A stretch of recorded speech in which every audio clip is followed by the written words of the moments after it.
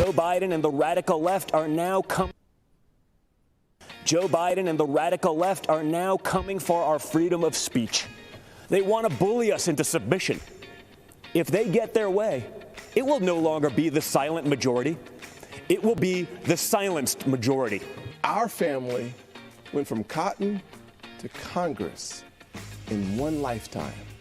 And that's why I believe the next American century can be better than the last.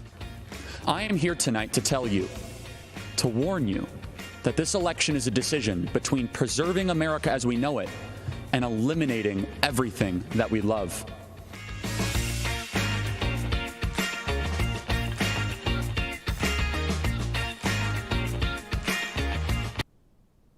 Welcome to Foursquare, the digital video show where politicos get together to chop up the news of the week. Welcome to our special Republican National Convention coverage. My name is Eugene Daniels. Joining me virtually, as always, Laura Barone-Lopez, Tim Alberta, and Ryan Lizza. Hello, guys. Another week of conventions going. No sleep, I'm assuming, for you guys? A little bit. No. Before we kick it off, I want to start with the lightning round. I'm going to give you a little bit more time.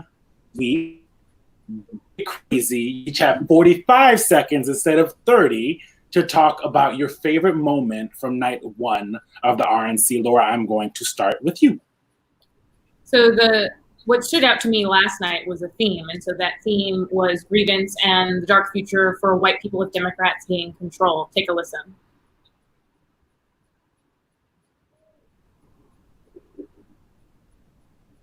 They want to take over.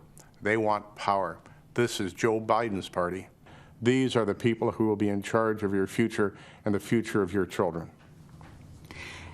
They're not satisfied with spreading the chaos and violence into our communities.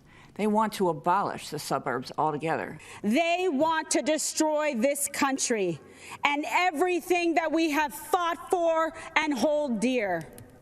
They want to steal your liberty, your freedom. They want to control what you see and think and believe so that they can control how you live. Biden also wants to bring in more illegal immigrants to take jobs from American citizens. His open border policies would drive wages down for Americans at a time when low-income workers were getting real wage increases for the first time in modern history. As we've discussed on this show, this isn't a new strategy for Republicans. Nixon's Southern strategy engaged in fear-mongering. And Trump's playbook, like Nixon's, is to tell who he considers this silent, predominantly white majority that he'll protect, quote, suburban women from Democrats who are allowing rampant crime. And despite Republican attempts to say that they plan to offer a more optimistic outlook, last night was anything but that. Yeah, that definitely did. That wasn't really what happened. What about? Yeah, you know, if Laura is giving us a window there into how strange and unconventional this convention was, no, that's not a dad joke.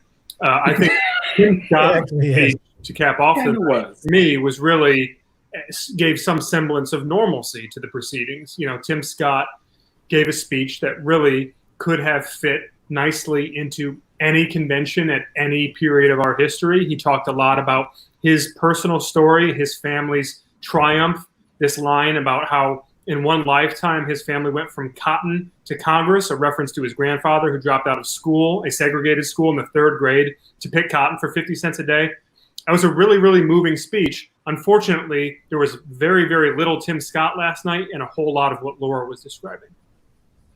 Yeah. Ryan, how about you? What stood out the most for you for last night? Well, a lot of things. I agree with Laura and Tim, but just to mix it up a little bit, I think what people were talking about is always interesting to me, and what people were talking about on social media was Kimberly Guilfoyle. And I think there was an unfair reason they were talking about her because the presentation was so kind of in your face. Loud. What was that?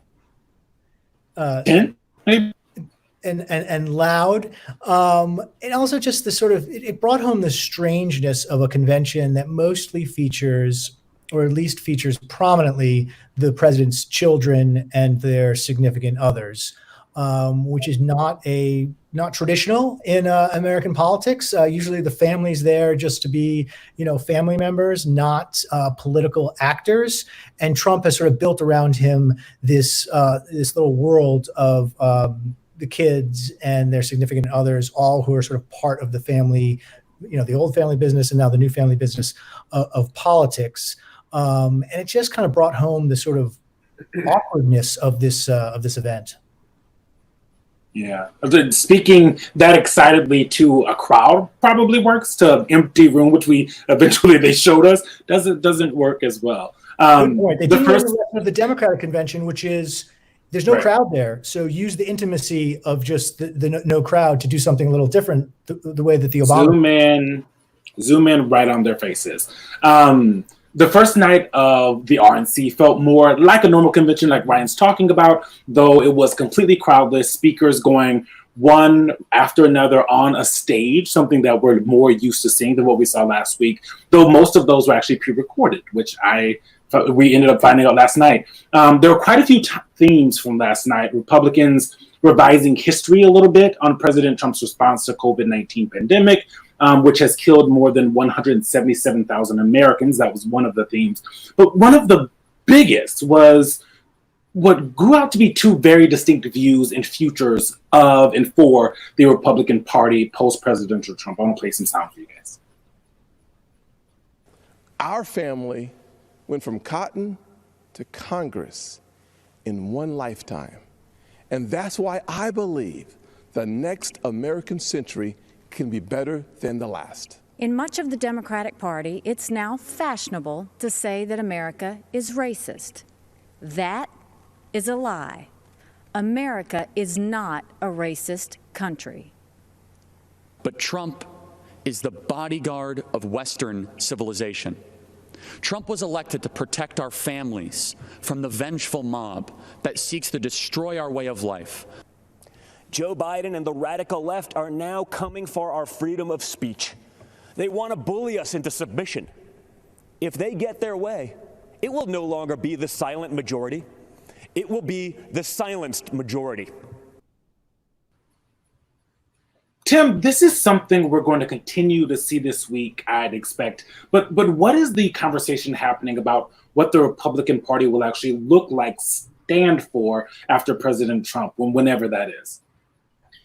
You are beginning to see a little bit of that contrast that will inform the post-Trump era whenever it comes. And it could come pretty soon, obviously, if the president loses, and especially if the president loses badly this November, then you're going to have that conversation pretty quickly. And Ryan wrote a really smart piece, as much as it pains me to say this. Ryan wrote a pretty smart piece about just that thing. I would actually add a little bit to even what he wrote and say that, you could look at sort of Don Jr. and Nikki Haley last night as two poles, but I actually think that Don Jr. represents one pole, and then Nikki Haley is sort of in the middle, trying to straddle these two universes. And I actually think that eventually, we haven't seen that other pole yet, but I do think that there will emerge a real other end of the spectrum where it's not sort of even making an attempt to play footsies with Trumpism and try to capture any of that populist fervor. See, that's the thing, guys.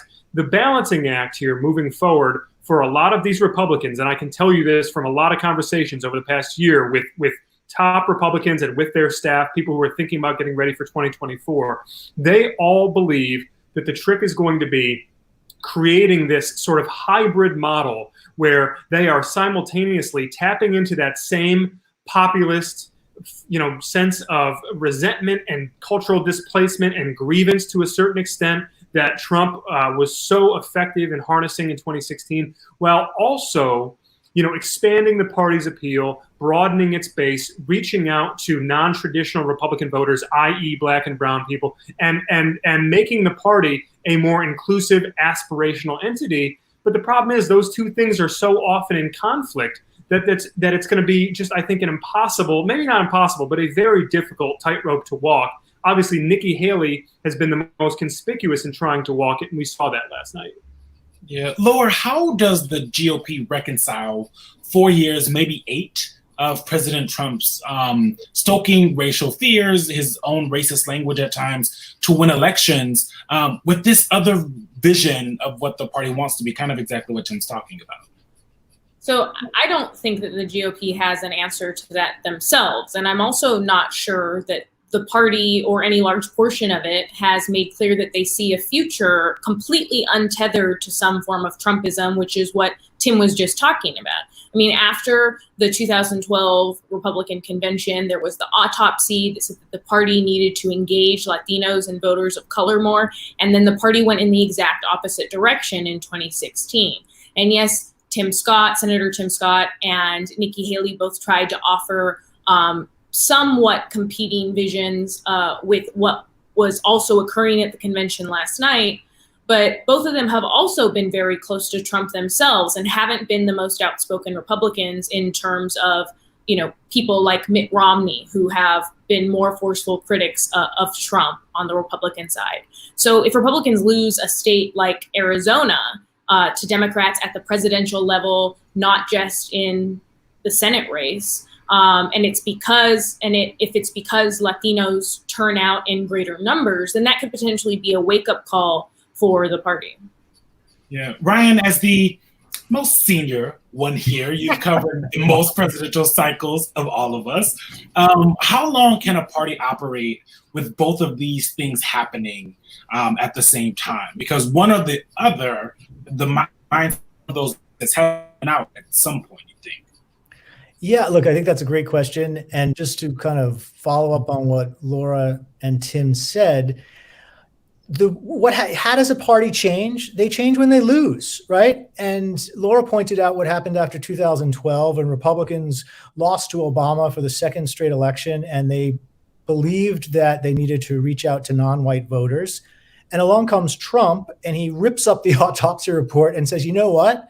We actually don't need black and brown voters. I'm just going to crank up white turnout, which in hindsight is like, that was a pretty obvious strategy available to the Republican Party that is kind of surprising that more people weren't talking about. And it worked. It worked to everyone's, it doesn't seem so surprising anymore, but at the time it surprised a lot of people. And so I think, when does that strategy reach a point of diminishing returns? Is it 2020? Is it, does he get crushed this year?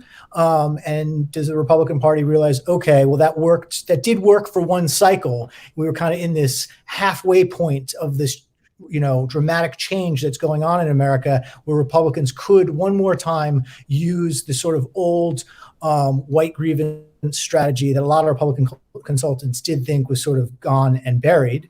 What if it's close? What if he wins? Then I don't think the Republican Party changes. I think, historically, a lot of political scientists will argue 3 White House losses in a row, that tends to moderate and change a party. So I think it's going to be completely, a function of whether this strategy continues to work or not. Yeah. Can I just add 2 things, Eugene? I think, Ryan's right, and we don't appreciate just the depths to which parties exist for self-preservation, and they have this kind of bottomless capacity for self-correction, and once you lose, suddenly everything is back on the table, right? I mean, to Laura's point, post 2012, who was the most prominent voice in the days after the 2012 election leading the charge for a full path to citizenship with comprehensive immigration reform? Sean Hannity. So these things can change really quickly when the writing is on the wall. And demographically speaking, the writing is on the wall. Let's be really clear about this, guys. Whether it happens in this cycle or the next one, pretty soon here, Arizona, yes, is going to come off the board, but then Texas, right? Texas is the big one, because once Texas comes off the board for Republicans, they no longer have a viable mathematical route to 270 electoral votes. They just don't. And the thing that Texas and Arizona both have in common, it's not just the Hispanic vote. Yes, Hispanics are the fastest growing share of the electorate, but the second fastest growing share, college-educated white suburbanites. These 2 demographic groups in tandem are bleeding so fast away from the Republican Party that the math just isn't going to work in future elections. Could Trump still squeeze across the finish line in 2020? Yes, but the whole point of the autopsy wasn't looking at 2016. It was looking at the next 20 or 30 years in Republican politics, and that's the longer view Republicans should be taking. Quickly, but before we move on, I'm wondering if Nikki Haley and maybe even Tim Scott to a certain extent are showing us what Trumpism looks like in shinier and more conventional, in a more conventional way, especially for Nikki Haley. Well, I'll quickly answer that, and then Laura and Tim can jump in. A close reading of her speech, I thought she did two things that were very odd, and that suggest that she does not want to be as progressive on race as her previous reputation. One, she came close. She had this line in the speech, where she says Black lives, oh gosh, I'm forgetting it now, but she used a synonym for matter. Took it out at the last second and had another phrase. The point is, she couldn't bring herself to say that Black lives matter, because that's poison right now in the Republican Party, with the notable exception of Mitt Romney. So I thought it was strange. I thought it was very odd that one of the most celebrated parts of her history as governor was coming up with a compromise to get rid of the Confederate flag from the State House in South Carolina. And she kind of glossed over that story and just talked about a divisive symbol. And I don't know, maybe I'm reading too much into it, but why couldn't she say, we took down the Confederate flag and I'm proud we did it? So I feel like she had this record, she was moving in a certain direction, and now all of a sudden Trump has made her think, okay, maybe I was moving too far. And I felt like she was soft selling some of that history and adding these kind of like racially charged, I apologize for that word, that phrase, Trumpy elements to the speech. Well, she also said that America wasn't a racist country, but talked about racism that she dealt with and about the Confederate flag. So there was like quite a dichotomy in this. Laura, do you have anything on this one? Yeah, I would just say that what Nikki Haley and Tim Scott were saying actually isn't that far off from what Trump has been saying in the weeks leading up to the convention, which was that Haley was talking about, violence in the streets and quote, anarchy, saying that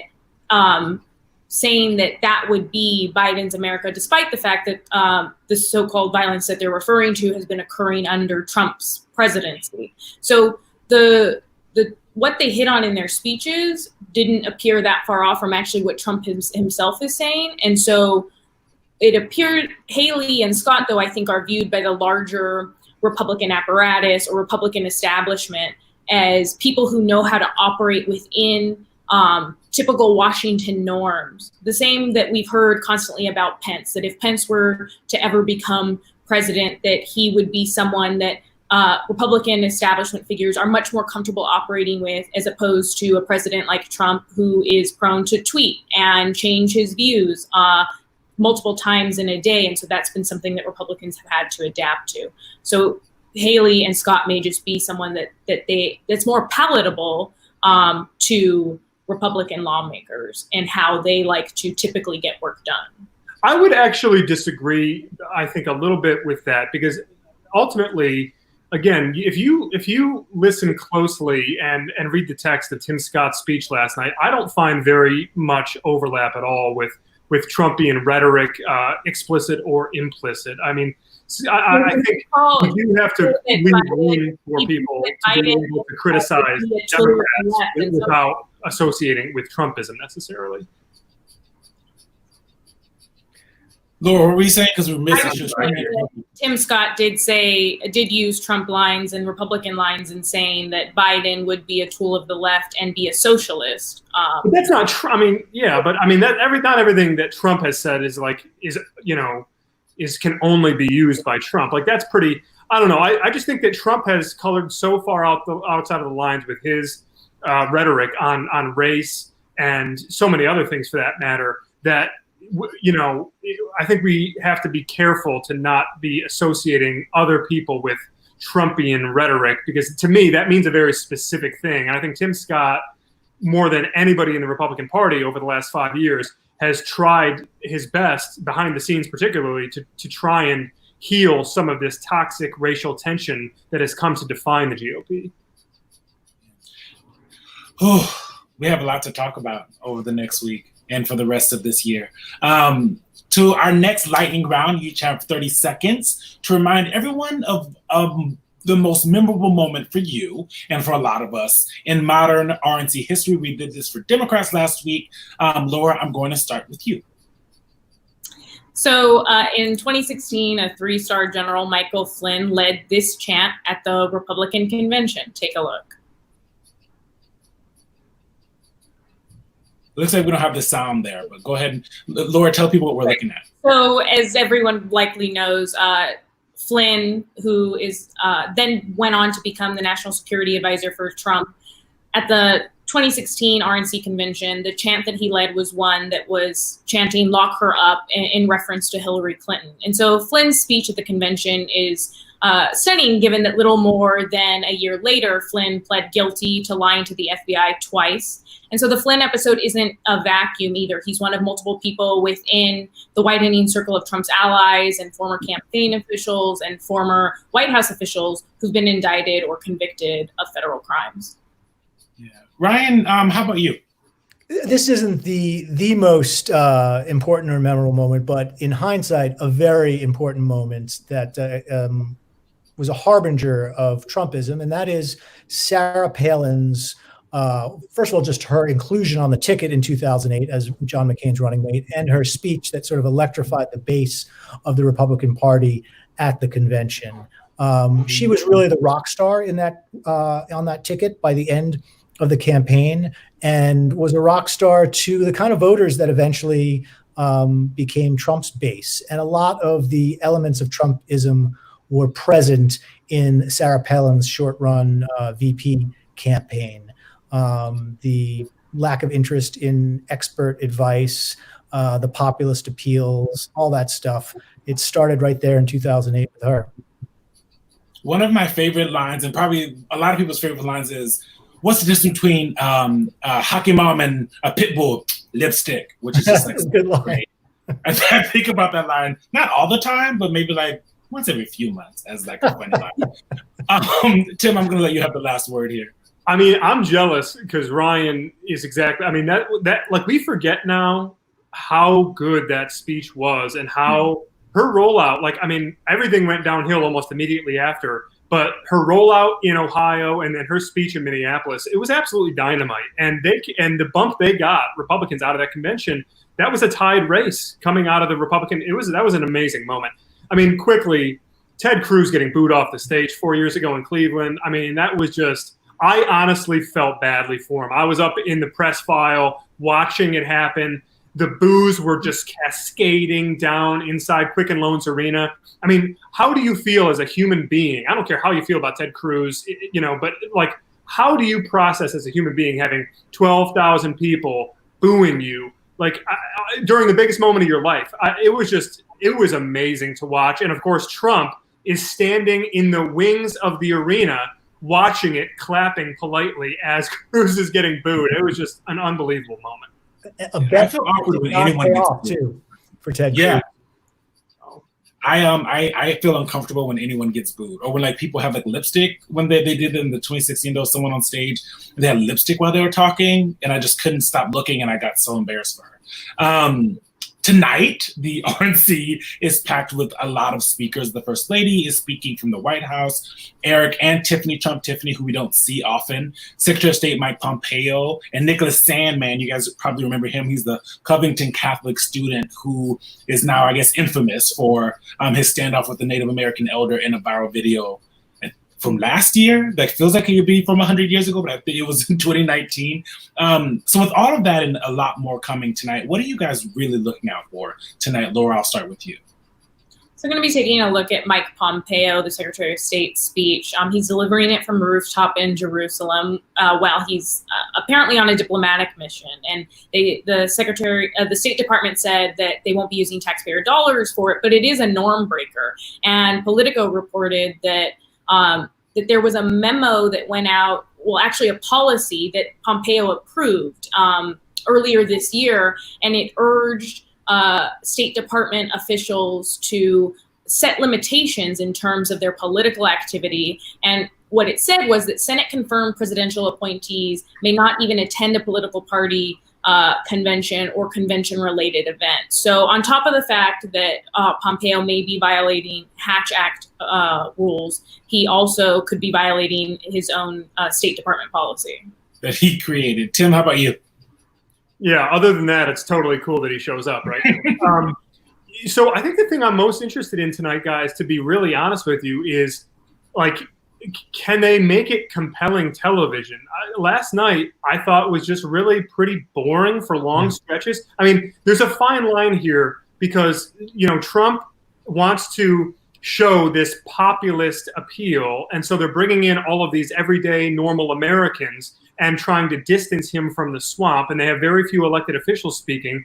But that necessarily means that you have less star power and you have fewer people who are going to generate buzz ahead of time that's going to draw in viewers. And obviously, we saw the television ratings from this afternoon. The Republicans did not do nearly as well in their first night as far as viewership as the Democrats did last Monday. So that's kind of what I'm watching is, will there be any plot twist? Will there be any sort of surprise content to try and juice up the programming? Because if you look at this speaking schedule tonight, this ain't exactly Murderer's Row. There's not a whole lot of people that we're really chomping at the bit to hear from. Ryan, last one. Wholeheartedly agree with both of those, especially Laura's point about Pompeo and this being another norm broken. And usually when these are broken, there's no going back.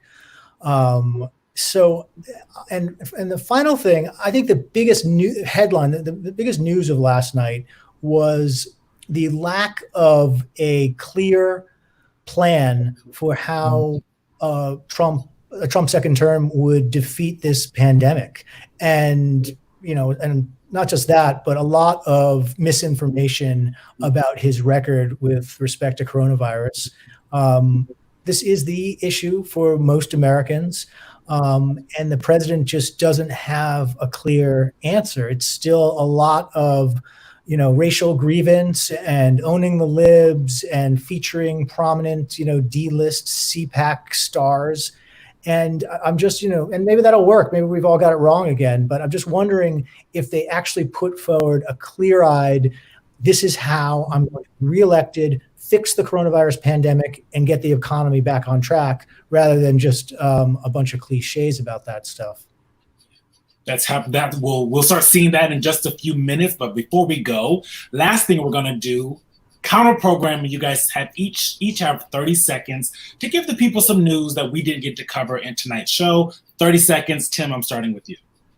Yeah, so I'm keeping a close eye, as I think all of us are, on Kenosha, Wisconsin, where Jacob Blake, an unarmed black man, was shot by police, repeatedly shot by police while his back was turned to them, trying to get into his car. This has the potential to, I think, really sort of blow the lid back off of the social unrest that has kind of been coming and going throughout the summer. And obviously, it looks like he's going to live, which first and foremost, we should thank God for that and keep him in our prayers. But this has real significant political implications, obviously, for the rest of the campaign. Yeah. Ryan, how about you? The economy, there's some economic news this week that suggests that the comeback from the coronavirus induced recession might be a bigger struggle than previously thought. A lot of people who were furloughed and who thought they might be getting their jobs back are actually being fired en masse. And it looks like a lot of economists now think that the whole could look a lot more like the Great Recession of 2009, which took almost a decade to climb out of. And whoever is president is going to have to grapple with that reality if that's what this looks like.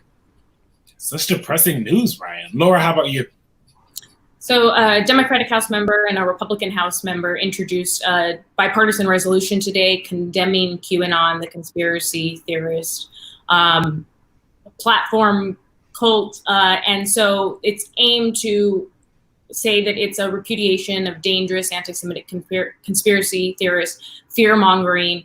And it just speaks to this larger QAnon permeation of the Republican Party, and two of the Republicans that won primaries are actually QAnon conspiracy theorists, and one of them was invited to the White House to view the RNC this week, the convention.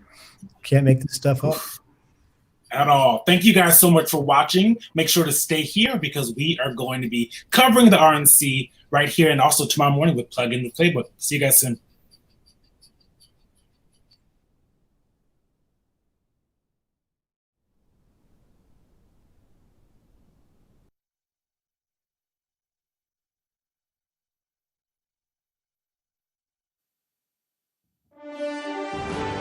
Behold these truths to be self-evident, that all men are created equal, that they are endowed by their Creator with certain unalienable rights, that among these are life, liberty, and the pursuit of happiness. Without life, there can be no liberty. Without liberty, there is no happiness.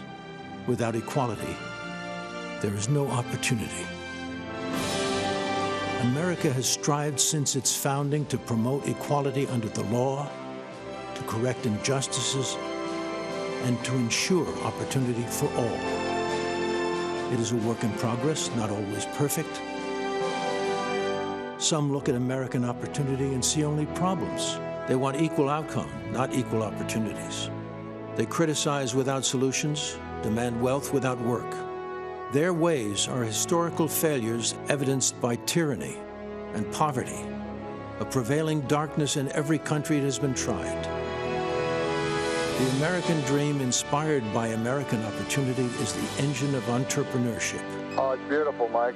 The inspiration to the greatest inventions, the highest achievements, and establishing a quality of life second to none, providing jobs, creating futures, fulfilling dreams. In America, opportunity preserves individual freedom. It leads to exceptionalism. It's a bright, shining light, an example for all to see.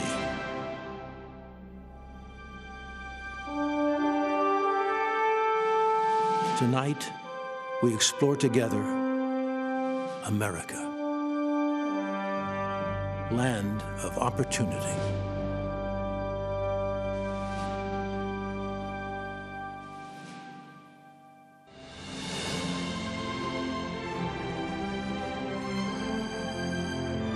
From Washington, D.C., welcome to the 2020 Republican National Convention. Tonight, celebrating America as the land of opportunity.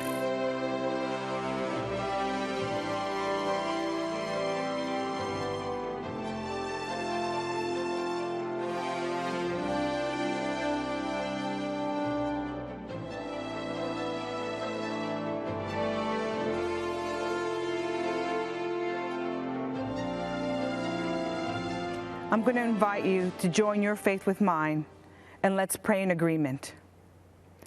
Lord, we come before you to ask for your spirit of peace to come over hurting communities in Wisconsin tonight.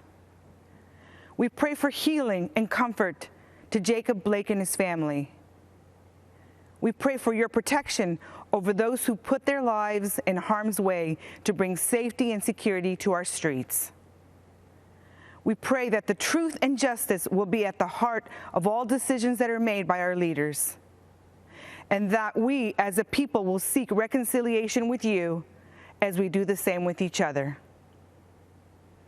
Thank you, Lord, for your goodness over our lives, for your blessing over our nation, for your guiding hand over every person that calls the United States of America their home.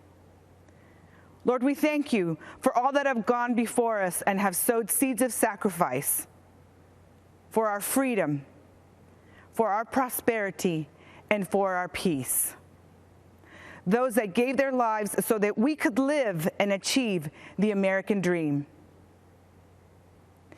Your word declares in 2 Corinthians, where the Spirit of the Lord is, there is freedom. This country was founded by the people for their God. Liberty, freedom, equality, it's what we want in our country. Lord, we invite you into our homes, into our lives. Give us revelation that will overthrow any enemies that stand against us so that we will be victorious in this next season. We need you. Let your kingdom come. Let your will be done on earth as it is in heaven. We surrender to your plans and purpose for our lives. We ask, bring heaven down to earth over every person here and all those watching today.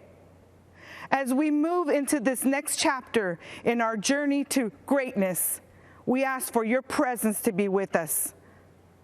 Lead us, Lord. Give us strategies from heaven. I decree the words of Isaiah 11:2 over our president, vice president, and all government authorities from every state in our nation. May the Spirit of the Lord rest on him, the spirit of wisdom and understanding, the spirit of counsel and might, the spirit of knowledge and the fear of the Lord. I release a blessing over every person and every home. Lord, release health, healing, peace, strength, and courage. Let us stand together in unity as we embrace another chapter on our journey to greatness. I decree and declare, America, the best is yet to come. And I ask all this in the name of Jesus. Amen. I pledge allegiance to the flag of the United States of America and to the republic for which it stands, one nation, under God, indivisible, with liberty and justice for all.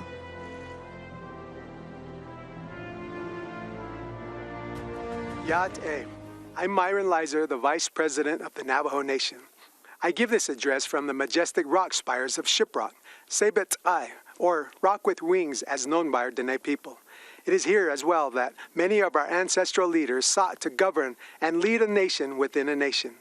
They sought to lead their people into the promises of a better way of life for their children's children. It is also where they have not been as successful as the rest of America. Our First Nations people, the host people of the land, we are still here. Our Creator placed us here and knew for such a time as this, we would have an opportunity for an appeal to heaven. You see, our people have never been invited into the American dream. We, for years, fought congressional battles with past congressmen and senators that were part of a broken system that ignored us. That is, until President Trump took office. President Trump delivered the largest financial funding package ever to Indian country. The $8 billion in CARES Act funding to Indian country was a great start in alleviating the devastating effects that the COVID-19 pandemic has inflicted on our Indian tribes. The Navajo Nation once led the nation in per capita positive cases because of the health disparities that previous administrations failed to improve. Whenever we meet with President Trump, he has always made it a priority to repair the relationship with our federal family. Recently, President Trump signed the first ever presidential proclamation officially recognizing missing and murdered American Indians and Alaska Natives. He established a task force called Operation Lady Justice to address the problem. The president also provided $273 million to improve public safety and support victims of crime in the Native American community. As a result, a cold case office was recently opened on the Gila River Indian community. The president has reactivated the White House Council on Native American Affairs to promote economic development and rural prosperity in Indian country. President Trump also strengthened the Supreme Court by nominating strong conservative judges like Neil Gorsuch, who supports Native American rights. Thank you for the opportunity to be here tonight. I'm excited to endorse President Trump's re-election. And Mr. President, we look forward to hosting you very soon. Come visit our land we call Denetra. Thank you very much. I had always had this unshakable sense that I know that life has to be more than what it was I've been living. I caught my very first felony conviction at 16 years old, and that type of behavior had led me into more and more arrests, getting in trouble until the age of 37 years old. I was arrested for a string of bank robberies. And based off of my criminal history, there is a potential that a federal judge can sentence me up to 23 years in a maximum security United States federal penitentiary. And in that moment, I played a let's make a deal with God. And I asked God to climb into the robe of that judge. Whether it's 10 years or 50 years, I'm going to invest the rest of my life serving you. And I stood before that federal judge. Judge Mahan took his glasses off, leaned back and said, I don't know why I'm going to do this, but But he said, I'm not going to give you what you deserve. Then he gave me a lesser sentence. And as I laid on that stainless steel cell, shackled by my hands and my feet, I heard God utter into my spirit, my son, I honored what you asked me to do. He said, never forget the promise that you made to me. And ever since that day, I got up off that floor and my life went in a 180-degree turn in the other direction. When John got that sentence, I just shook my head. I said, wow, John, you are destined for bigger things than prison. My name is Richard Beasley. I was an FBI special agent for about 25 and a half years. It was something about his demeanor when he walked into that room. I had this feeling like everything's gonna be okay. Then when he got out, he gave me a call and says, hey, Rich, let's have lunch. So I met him at the McDonald's, and he's got a Bible with him. I've seen that before where guys have used a Bible as a prop. It took me about 30 seconds to understand that this was not a prop with John. He was a changed guy from the man that I arrested, several years before. When I saw the way that he treated me fairly, I saw the man behind the suit. I started thinking, man, if that worked for me with this law enforcement officer, how can I multiply that and get more law enforcement officers involved so that we can impact this on a larger scale?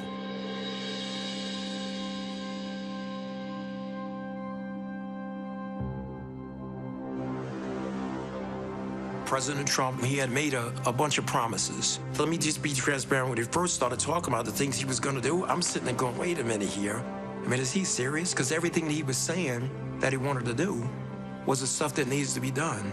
And before he walked out that meeting that day, I promised I'll make it out there to, come speak at one of your graduations. I heard that they were phenomenal. When he stood there in that graduation and he went out of his way to shake the hand of every one of those 29 graduates, set them on a whole nother vista of life because they had the office of the President of the United States. The promises that he made was promises that he kept. 2 years ago, I was honored to tell John Ponder's story of transformation in the Rose Garden on the National Day of Prayer. Today, I'm thrilled to welcome him back to the White House. John's life is a beautiful testament to the power of redemption. John grew up without his father. As he tells it, my mother was strong, but she wasn't able to keep us out of the gangs and off of the streets, and they were violent streets. At the age of 38, he was arrested for bank robbery. While John was in prison, he began reading the Bible and listening to Christian radio. One day he heard Reverend Billy Graham on the radio proclaim, Jesus wants to be Lord of your life. On that day, John dedicated his life to Christ. He spent the rest of his time in prison studying the Bible. When he was released, he heard a knock at his door. It was the officer who put him in jail, FBI Special Agent Richard Beasley, who said, I want you to know that I've been praying for you. Now, Richard and John are best friends, and we are grateful that Richard is here with us today. In the last 10 years since John was released, he has created one of the most successful reentry programs, Hope for Prisoners in Las Vegas. I was glad to speak there earlier this year. As John says, Hope for Prisoners is a movement that began as a dream in a tiny prison cell and is now making a difference in the lives of thousands, truly bringing hope that there is an opportunity and a community that is waiting and willing to offer them a second chance. John, we honor your devotion to showing returning citizens that they are not forgotten. We believe that each person is made by God for a purpose. I will continue to give all Americans, including former inmates, the best chance to build a new life and achieve their own American dream, and a great American dream it is. Now I'd like to ask John and Richard to say a few words. I can't tell you how grateful I am to have the opportunity to speak here today. Not so long ago, my life was running from the police, fearing the police, and avoiding the police. Not because of anything that the police had done to me personally, but due to the animosity I had allowed to grow inside of me, making me believe that they were my enemy. But today, praise God, I am filled with hope, a proud American citizen who has been given a second chance. My transformation began in a prison cell where I found myself a 3-time convicted felon facing yet another sentence. I gave my life to Jesus and made him a promise that I would spend the rest of my days helping others like me. My first help and support came from the unlikeliest of places, the FBI agent who arrested me, Richard Beasley. He is now a dear friend and has been a source of encouragement to me throughout my entire journey. I am grateful for the men and women of the Las Vegas Metropolitan Police Department who volunteer their time to people who are returning to our local community after incarceration. These are the real-life heroes who put their lives on the line every day, armed with the promise that they made to protect and to serve, have made a tremendous impact in the lives of men and women reintegrating back into our society. My hope for America is that formerly incarcerated people will be afforded the opportunity to take advantage of the fact that we live in a nation of second chances. My hope for America is that law enforcement and people in the communities across our country can come together and realize that as Americans, we have more in common than we have differences. My hope for our great nation is to continue on this path we are on of being the most prosperous country in the world. I'm so proud of John with his life's turnaround and for all the lives that he's helped to change. It may be hard to believe that as a retired FBI agent, one of my best friends is a person I arrested for bank robbery.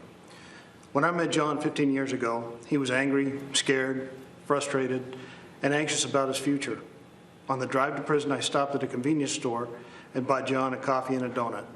After he was sentenced, John sent me a necktie and a note thanking me for treating him like a gentleman. 5 years later, when he got out of prison, John called me and wanted to meet for lunch. He was a different man. He talked about starting a reentry program for men and women coming out of prison. Over time, John earned the trust and respect of the law enforcement community, many of whom volunteer in John's Hope for Prisoners program. I'm grateful for President Trump's commitment to criminal justice reform. On February 20th of this year, he was the guest speaker at the Hope for Prisoners graduation. He stayed much longer than scheduled to hand out diplomas to the 29 men and women who graduated that day. What a sight. The most important man in the free world shaking hands and pledging his administration's support to ex-offenders. Their families were there, the community was there. What a great second chance. I also appreciate President Trump's support for law enforcement. I always felt like I had strong support as an FBI agent, but there's nothing worse than knowing you're being second-guessed when you're doing your job. In certain parts of our country right now, law enforcement doesn't feel like they have the support from their local leaders. They're being painted with a broad brush, unfairly, with calls for defunding. But as President Trump knows, the overwhelming percentage of law enforcement officers are good, smart people who are doing their jobs very well. And they can change the world working with people like John. Thank you. So now I'd like to invite John's wife, Jamie, to join us as I grant John, I'm not sure you know this, a full pardon. So I don't know if you know that, Jamie. Come on over here. It's just an honor. And you have done incredible work. Thank you, sir. And all of Las Vegas and all of Nevada and all of every place in this country is very proud of you. The job you've done, bringing people back. And you're right, I was supposed to be there for 5 minutes. I stayed for an hour and a half because it was so interesting to me. Congratulations to both. Thank you, sir. Richard, thank you very much for the job you do. Thank you, Mr. Fantastic. Thank you. Thank you.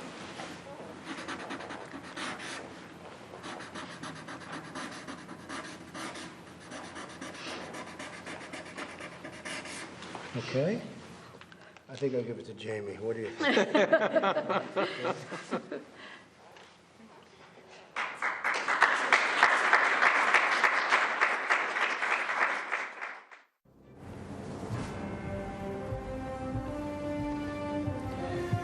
Good evening. I'm Senator Rand Paul from Kentucky. Donald Trump and I met many years ago, before he was running for anything. When I first met him, I recall being struck by how down-to-earth he was. He seemed like just a normal guy. Okay, a normal guy with his own plane and helicopter, but who's counting? I was planning a medical mission trip to Guatemala to perform charity eye surgeries, and we needed money to fund the trip. Donald Trump offered to help and immediately came through for us. Not only did he support my medical mission to Guatemala, but he also contributed to another mission trip to Haiti a year later. We performed hundreds of cataract surgeries in both countries. Nothing is more amazing than removing the bandages from a person's eyes and watching them as they see their loved ones again. Donald Trump helped me make that happen. A few years later, we were opponents, both running for president, and we all know how that turned out. But I'm proud of the job Donald Trump has done as president. I don't always agree with him, but our occasional policy differences are far outweighed by our significant agreements. But more important than simple agreement is accomplishment. President Trump gets things done. When some in Congress wanted a so-called revenue-neutral tax plan, Donald Trump and I worked together to make sure that it was a true tax cut. I brought President Trump an idea for better, less expensive health insurance called association health plans. Donald Trump overturned years of red tape and bureaucrats, and he made it happen. While others talked about criminal justice reform, President Trump actually signed the First Step Act, the first real reform in a generation, and one that sought to undo the harm that others, like Joe Biden, have done. For those of us who lament the Biden crime bill that locked up a generation of young black men, remember that Biden bragged about a bill that still wreaks havoc among people of color. I'm supporting President Trump because he believes, as I do, that a strong America cannot fight endless wars. We must not continue to leave our blood and treasure in Middle East quagmires. I flew with him to Dover Air Force Base to honor 2 soldiers whose remains were coming home from Afghanistan. I'll never forget that evening.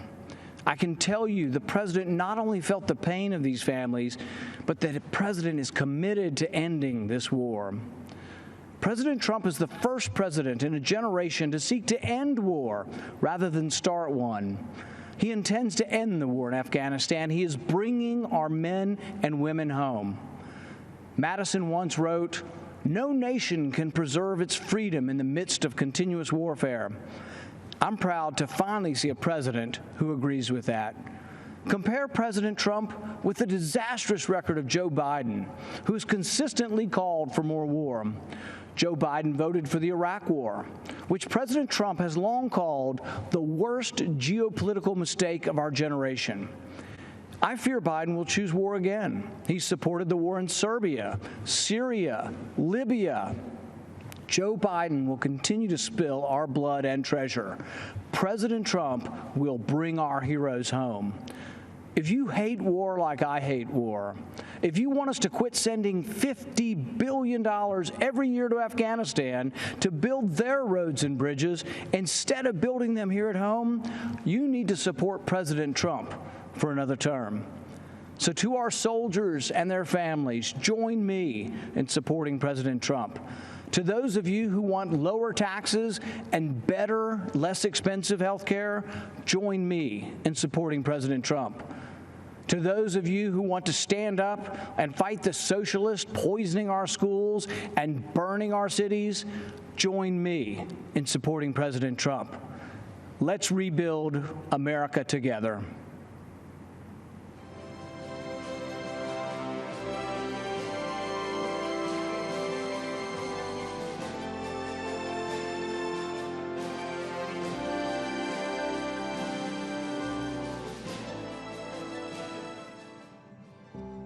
What I would call your everyday man, the forgotten man or woman, the people that wake up every morning, go to work, do their job, come home to their kids and families, and are faithful and consistent, the people that have built America. There are people in our country that have been forgotten, that are hard workers. We do not hold signs. We are not on street corners. We are waking up at the crack of dawn, working and earning our living. But every single day, men and women from across this country are affecting people in positive ways. real people that work hard every day, and they just want to earn a good living and enjoy life. And he really knows them, understands them. It's clear he has been on the job site, interacting with people from all backgrounds. I've never had someone care so much about making sure people have job security. The president's job is to protect us, keep us safe, and help make our life better and the opportunity to pursue the American dream. That's what Donald Trump is doing. As a cattle rancher and a farmer, I do feel that we are not forgotten with this administration. We have hope for preserving our industry. My hope is that we lift the regulations that have stripped away the working class Americans' ability to do what they innately know how to do best. I feel like Trump is definitely pushing more for the steel mills, the fishermen, just us making our own products and bringing everything in. He's pushing so hard, and I see it truly coming alive. I do feel that President Trump has the interests of all those Americans tied together. I really do.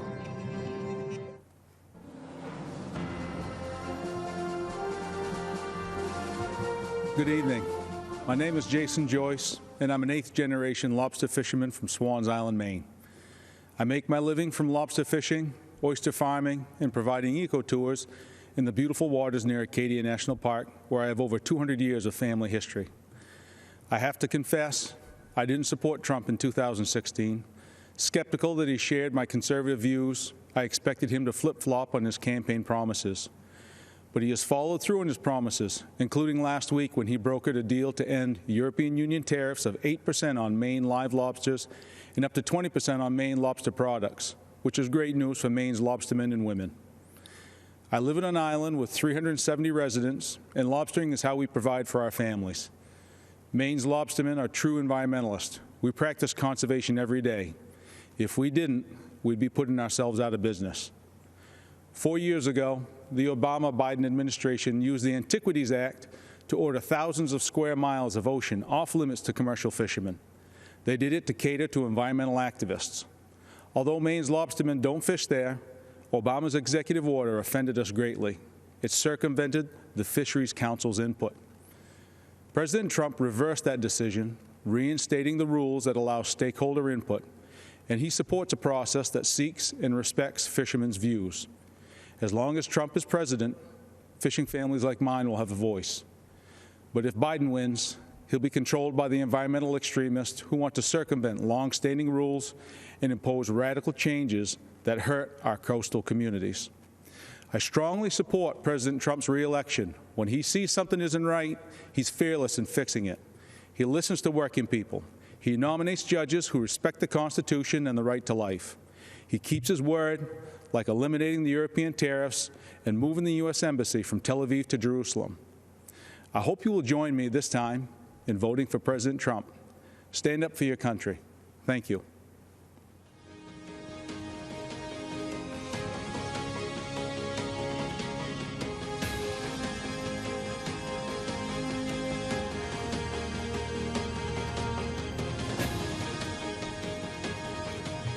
Good evening.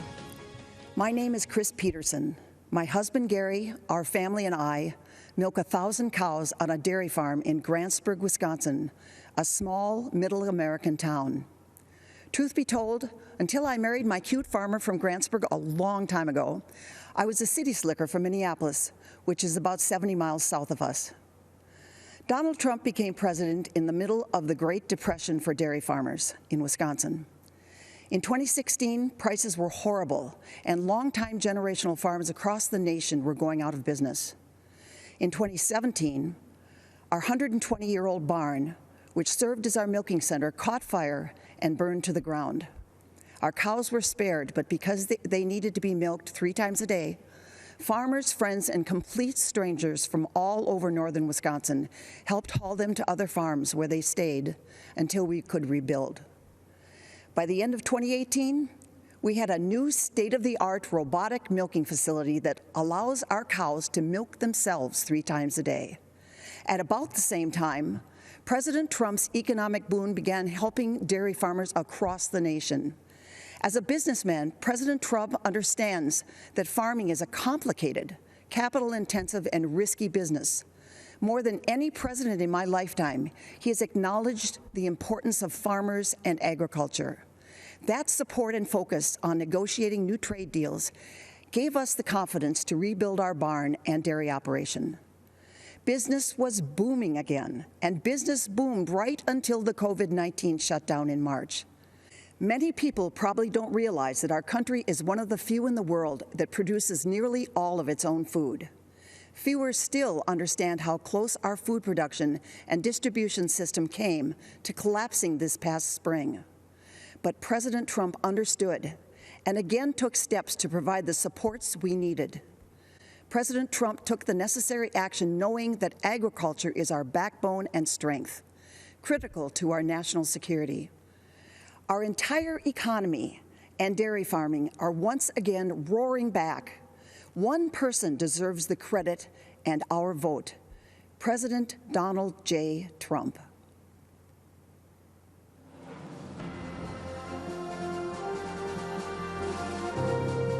What was happening prior to President Trump, you had businesses that were overregulated, not a friendly environment at all to start a company. My family stopped ranching about 7 years ago. The regulations became so overbearing that the ranch was slowly sold off. I lost businesses because of this regulation. The factories in our towns closed. The businesses in our towns have shut. It got to the point finally that middle America needed help. President Trump came in and was able to shed light on an area that had been so long left behind. Tax Cuts and Jobs Act was huge, especially for a community like ours that has a lot of small businesses, manufacturing, deregulation, fair trade, real life policy changes that affected real Americans. An amazing opportunity to get ahead, to have our businesses, to have our children educated, of school choice. That is something that's huge for parents right now, especially Black moms whose kids are trapped in failing school districts. Before COVID hit, Black unemployment rate was at the lowest ever. I've seen the numbers of employees go up, and they're earning a lot more for their family than what they had previously. What this administration has done, simplifying the government, it's really cut the handcuffs off of America again and allowed us to grow and move forward in a way that I have never seen in my lifetime. When you pull regulation and allow small companies to go out there and be able to play in the game, that is the American dream. People feel that they can support and have a family, and it can build and make us stronger as Americans. What could be taken away if he doesn't win again? Joe Biden said the first thing he's going to do is increase taxes on everyone. Over-regulating and making it where a small business can't grow, that's taking away the American dream. I think with the upcoming election, people just need to think about what is better for them and their family. The president's job is to be the CEO of our country, and he's doing his job. He has improved jobs, he's improved health, he's improved wages, he's cut taxes. I could go on for an hour and a half. The plan was working. Everybody had a job, making money, spending money, boom, bada bang, boop, we good. My kids are gonna look up to me and say, you are the best mom for working, raising us. It's just tremendous what I could do, I guess. This is somebody who loves his country. He's truly fighting for the American people. Hello, folks. You know me from TV and radio. I'm Larry Kudlow. Years ago, I worked for Ronald Reagan. More recently, I helped the team craft Donald Trump's economic plan during the campaign. It was a roaring success. Inheriting a stagnant economy on the front end of recession, the program of tax cuts, historic rollback of onerous regulations that crippled small business, unleashing energy to become the world's #1 producer, and free, fair, and reciprocal trade deals to bolster manufacturing, agriculture, technology, and other sectors. The economy was rebuilt in 3 years. Unemployment fell to the lowest rate of 3.5%. blue collars, African Americans, Hispanics, women, all groups benefited enormously. Everyone was better off. A rising tide lifted all boats. Then came a once-in-100-year pandemic. It was awful. Health and economic impacts were tragic. Hardship and heartbreak were everywhere. But presidential leadership came swiftly and effectively with an extraordinary rescue for health and safety to successfully fight the COVID virus. A great bipartisan rescue also saved the economy. Right now, our economic health is coming back. With emergency spending and tax cuts, Americans are going back to work. There's a housing boom, there's an auto boom, a manufacturing boom, a consumer spending boom. Stocks are in record territory. A V-shaped recovery is pointing to better than 20% growth in the second half of this year. Now, looking ahead, more tax cuts and regulatory rollback will be in store.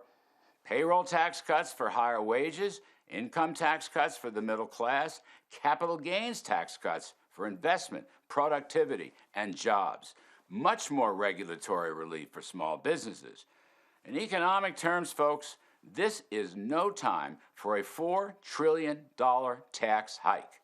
Coming out of the deep pandemic, who in their right mind would pick the pockets of taxpayers and drain money from their wallets and purses? Look, our economic choice is very clear. Do you want economic health, prosperity, opportunity, and optimism? Or do you want to turn back to the dark days of stagnation, recession, and pessimism? I believe there can't be better economic policies than we've had in recent years. So I say, stay with them. Thank you.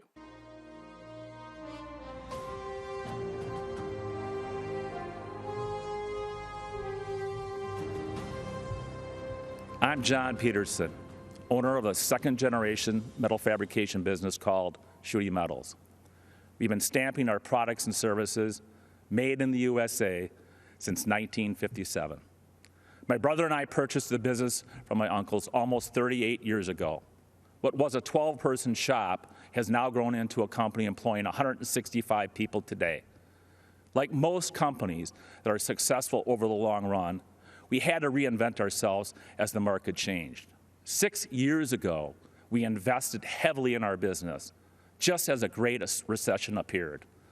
Barack Obama and Joe Biden, two career politicians who knew nothing about business, couldn't get the government out of our way, and it put our business in a tailspin.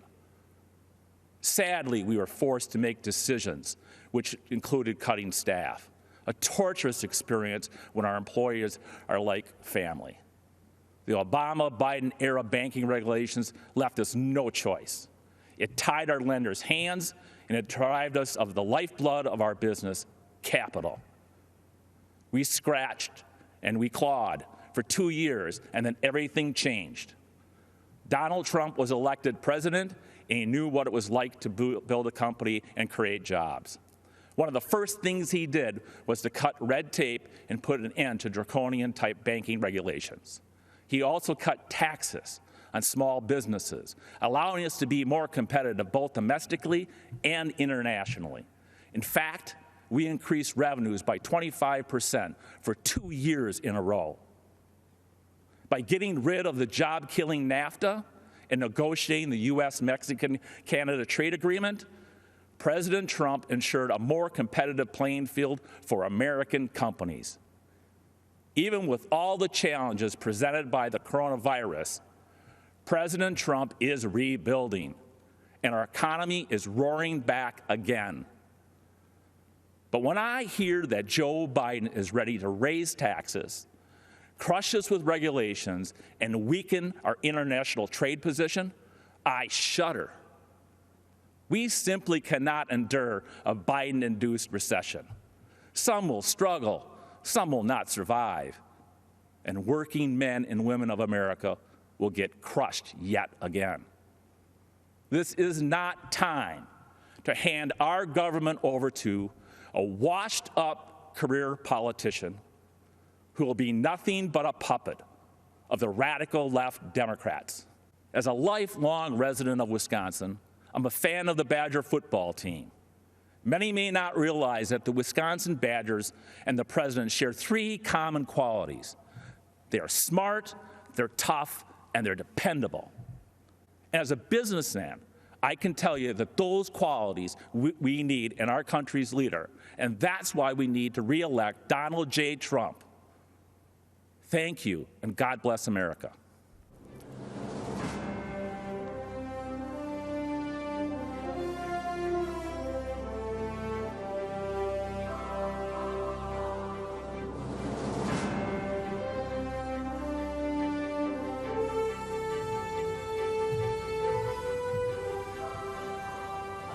Good evening.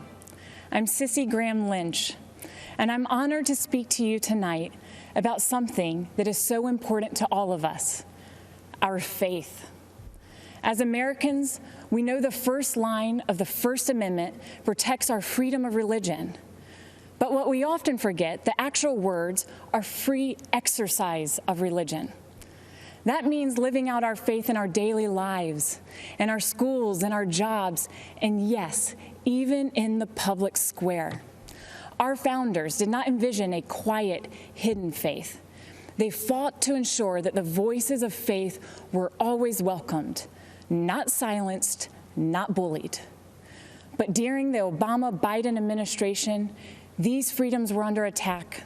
Democrats tried to make faith organizations pay for abortion-inducing drugs. Democrats tried to force adoption agencies to violate their deeply held beliefs. Democrats pressured schools to allow boys to compete in girls' sports and use girls' locker rooms. Those are the facts. But then, we, the people, elected Donald Trump. People of faith suddenly had a fierce advocate in the White House. He appointed judges who respect the First Amendment. He supported religious beliefs in court. He ensured religious ministries would not be forced to violate their beliefs. He withdrew the policies that placed our little girls at risk.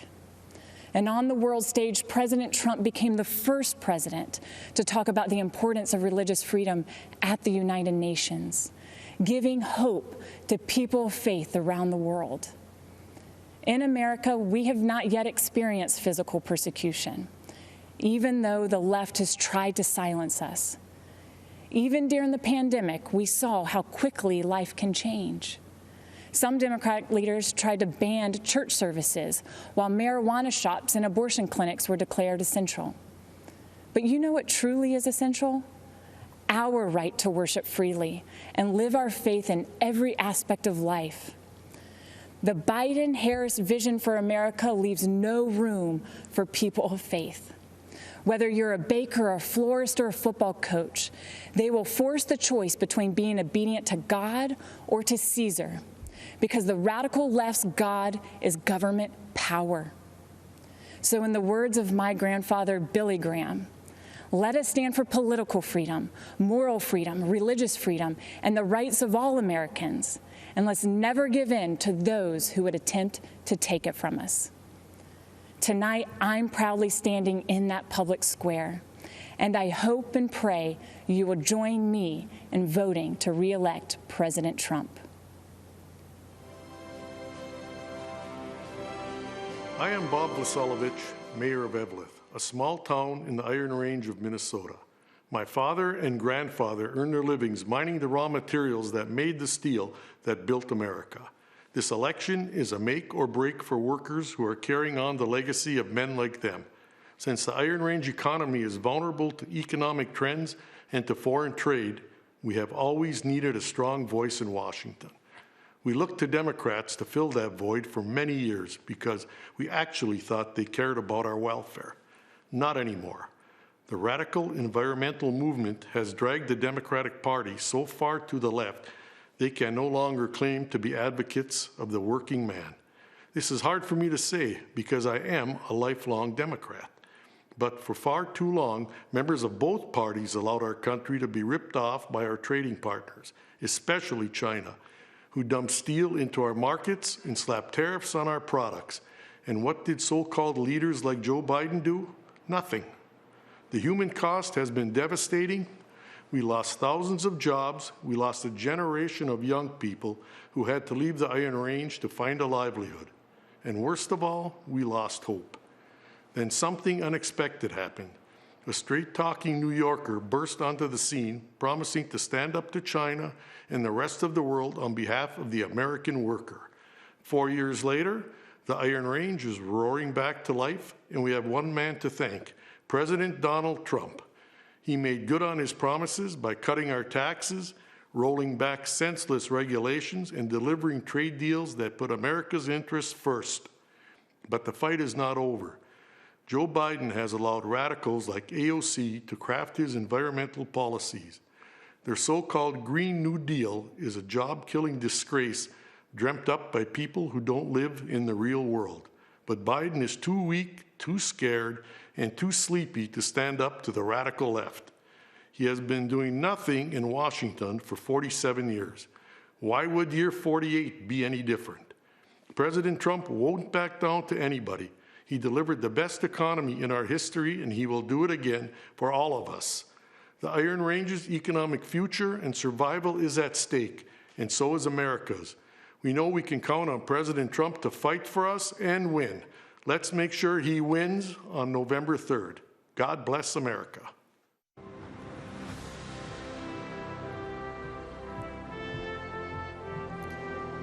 My name is Abby Johnson, and I spent 8 years working for Planned Parenthood, but today I'm a pro-life activist. When I was in college, Planned Parenthood approached me at a volunteer fair. They talked about helping women in crisis and their commitment to keep abortion safe, legal, and rare. I was convinced to volunteer and later offered a full-time job as a medical assistant before my promotion to director of the clinic. I truly believed I was helping women, but things drastically changed in 2009. In April, I was awarded Planned Parenthood's Employee of the Year Award and invited to their annual gala where they present the Margaret Sanger Award, named for their founder. Now, Margaret Sanger was a racist who believed in eugenics. Her goal when founding Planned Parenthood was to eradicate the minority population. Today, almost 80% of Planned Parenthood abortion facilities are strategically located in minority neighborhoods.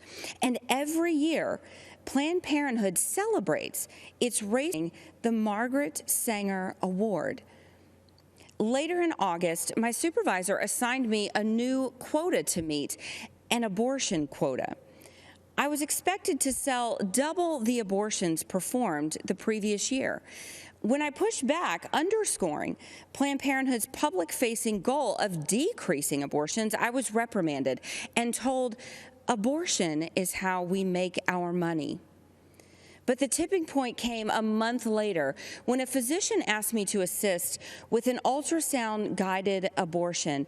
Nothing prepared me for what I saw on the screen.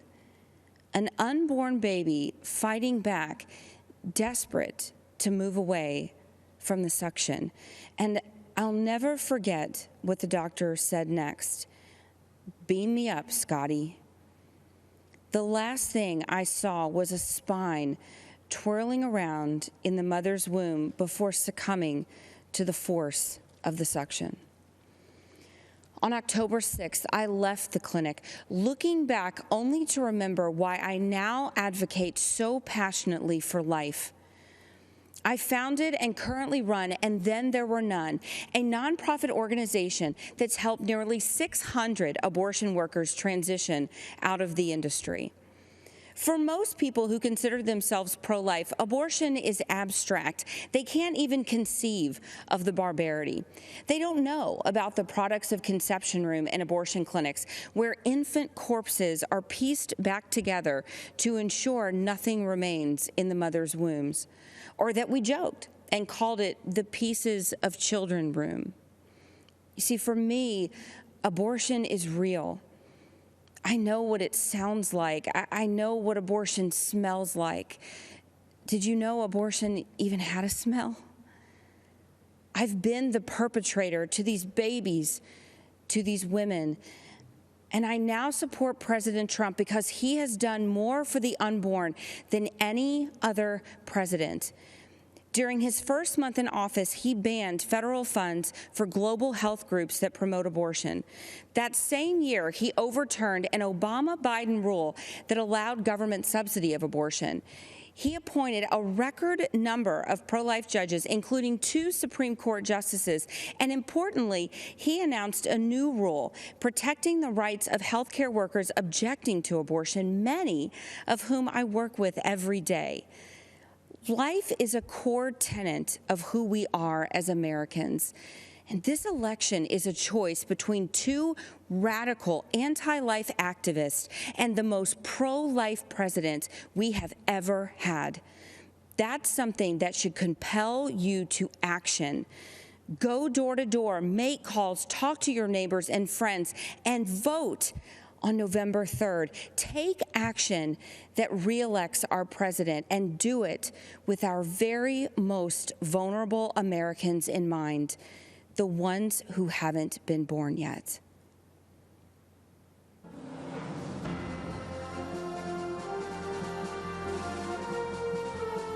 It began as a class trip to join thousands for the annual March for Life. These Catholic young men traveled from Kentucky to stand up for what they believed in. But what happened was something very different. Crackers with Make America Great hat on. You little dirty crackers, your day coming. Young Klansmen. Look at our Make America Great Again hat. Social media, the news, and even celebrities launched a campaign of persecution that was completely false against a boy in a Make America Great Again hat. The MAGA hat carries a certain connotation that provokes a conditioned reaction. I blame that kid. What a little crap. Everyone that sees that smug look wants to punch that kid. Nicholas Sandmann received death threats, and his school was forced to close. Tonight, Nicholas tells his story. Good evening, everyone. My name is Nick Sandmann, and I'm the teenager who was defamed by the media after an encounter with a group of protesters on the steps of the Lincoln Memorial last year. Before I begin, I'd like to thank President Trump for the opportunity to share some of my story and why it matters so much to this November's election. In 2019, I attended the March for Life in Washington, D.C., where I demonstrated in defense of the unborn. Later that day, I bought a Make America Great Again hat because our president, Donald Trump, has distinguished himself as one of the most pro-life presidents in the history of our country, and I wanted to express my support for him too. Looking back now, how could I possibly imagine that the simple act of putting on that red hat would unleash hate from the left and make myself the target of network and cable news networks nationwide? Being from Kentucky, the birthplace of Abraham Lincoln, my classmates and I visited the Lincoln Memorial. I found myself face to face with Nathan Phillips and other professional protesters looking to turn me into the latest poster child showing why Trump is bad, while the media portrayed me as an aggressor with a relentless smirk on my face. In reality, the video confirms I was standing with my hands behind my back and an awkward smile on my face that hid 2 thoughts. 1, don't do anything that might further agitate the man banging a drum in my face. And 2, I was trying to follow a family friend's advice, never to do anything to embarrass your family, your school, or your community. Before I knew what was happening, it was over. One of Mr. Phillips' fellow agitators yelled out, "We got him. It's all right here on video. And we won, Grandpa." What I thought was a strange encounter quickly developed into a major news story, complete with video footage. My life changed forever in that one moment. The full war machine of the mainstream media revved up into attack mode. They did so without researching the full video of the incident, without ever investigating Mr. Phillips' motives, or without ever asking me for my side of the story. And do you know why? Because the truth was not important. Advancing their anti-Christian, anti-conservative, anti-Donald Trump narrative was all that mattered. And if advancing their narrative ruined the reputation and future of a teenager from Covington, Kentucky, well, so be it. That would teach him not to wear a MAGA hat. I learned what was happening to me had a name. It was called being canceled, as in annulled, as in revoked, as in made void. Canceled is what's happening to people around this country who refuse to be silenced by the far left. Many are being fired, humiliated, or even threatened. And often, the media is a willing participant. But I would not be canceled. I fought back hard to expose the media for what they did to me, and I won a personal victory.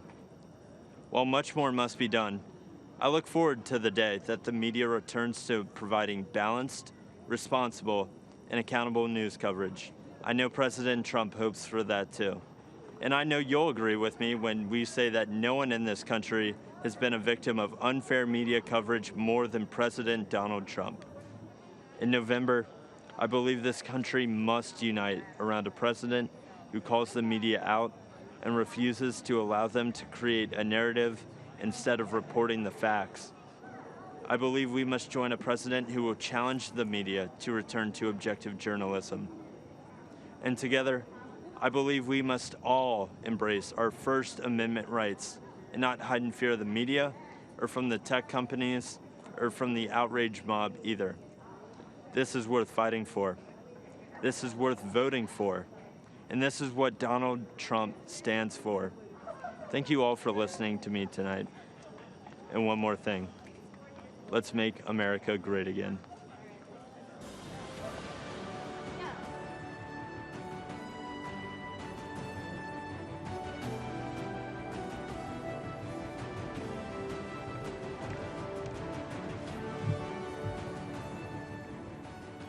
I'm Pam Bondi.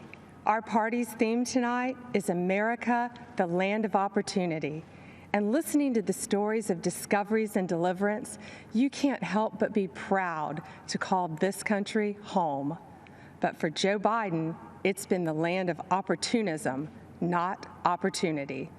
As a career prosecutor and former Attorney General of Florida, I fought corruption, and I know what it looks like, whether it's done by people wearing pinstripe suits or orange jumpsuits. At the Democrats' convention, we were told to look at Joe Biden as the model of integrity.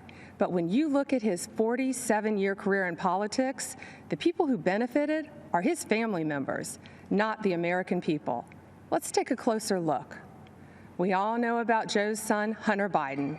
A corrupt Ukrainian oligarch put Hunter on the board of his gas company, even though he had no experience in Ukraine or in the energy sector. None. Yet he was paid millions to do nothing. He only had one qualification that mattered. He was the son of the man in charge of distributing U.S. aid to Ukraine. And recently reported information revealed that a few months after Hunter Biden joined that corrupt company's board, the Obama-Biden State Department began doing business with them, even when it remained under investigation for corruption. And it gets worse. That very same company was being investigated by a Ukrainian prosecutor. Joe Biden, the Vice President of the United States, threatened to withhold aid to Ukraine unless that same prosecutor was fired. And then he was fired. Hunter only resigned from that board just before his dad announced his campaign for president. Now let's talk about China. Fact, Joe Biden flew to China on Air Force Two with Hunter along for the ride. They said he was just there as a family member, but we know that's untrue. In Beijing, Hunter didn't just go sightseeing. He had meetings with his Chinese bank partners. Hunter even arranged for his dad to meet with one of the partners. 10 days later, those Chinese communist bankers approved millions to go to Hunter's firm. And those bankers work for the Chinese Communist Party, which oppresses their people, cheated American workers for decades, and covered up a deadly virus. To this day, Hunter controls a 10% stake in that firm. And Joe Biden's done more than look the other way on China. He said, "The Chinese aren't our competition. Come on, man, they're not bad folks." Come on, Joe. Talk to the folks in Middle America who lost countless jobs to China while your son was getting rich with them. But there's more. Fact. There have been numerous press reports that have shown other close Biden family members benefited from Joe's 47-year political career. Joe Biden was point person on Iraq. The president of a construction firm met with Biden's team in the White House, and then who did they hire to build thousands of houses in Iraq?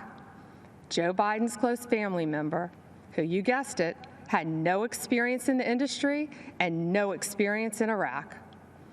A company official bragged that it helps to have a family member, the vice president, as partner. The family member put it more bluntly by saying, "There's a line of 747s filled with cash ready to invest." Now let's follow the money down south. Again, as reported in the press, yet another close family member of Joe's set his sights on Costa Rica and Jamaica, where millions of dollars flowed from the Obama-Biden administration in taxpayer-backed loans to projects linked to, yes, that same family member. These aren't isolated incidents. It is a deliberate pattern of conduct. And that's just what he did as vice president. Imagine what he'd do as president. How many American families would be allowed to get away with this? Why should there be one standard for the elite political class and another set of rules for the rest of us? When millions of Americans voted for Donald Trump, they knew he'd be different, and he is. He's a tough, no-nonsense outsider who can't be bought or intimidated. He won't even take a paycheck from the American people. He donates his paycheck to charities across this country. Democrats have been lecturing America about integrity for 4 years, while their nominee has been writing the textbook on abuse of power for 40 years. If they want to make this election a choice between who's saving America and who's swindling America, bring it on. Joe says he'll build back better. Yeah, build the Bidens back better. Our president is in this to build a safer, better, and stronger America, and he will finish what he started to keep this a real land of opportunity for everyone. If you want to check your voting status, secure your ballot, or register to vote, text VOTE to 88022. Remember, the best is yet to come.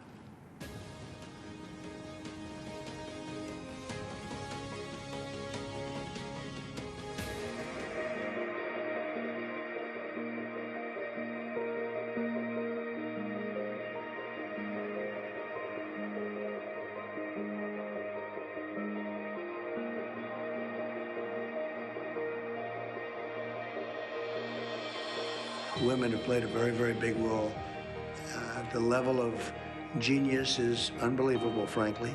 You're what? You've got 70, 80 years on this earth? What are you going to do with it? Are you going to make that difference? Are you going to say, I was there for the big battles in our country to save America? It's what I feel very much called to do ever since I was a very young girl. In 2016, Donald Trump made his historic run for the office of United States President. Knowing the monumental task he would be undertaking, he rested all of his hopes for winning on one woman. Because of that trust, he became the 45th President of the United States, and Kellyanne Conway became the first woman in U.S. history to manage a winning presidential campaign.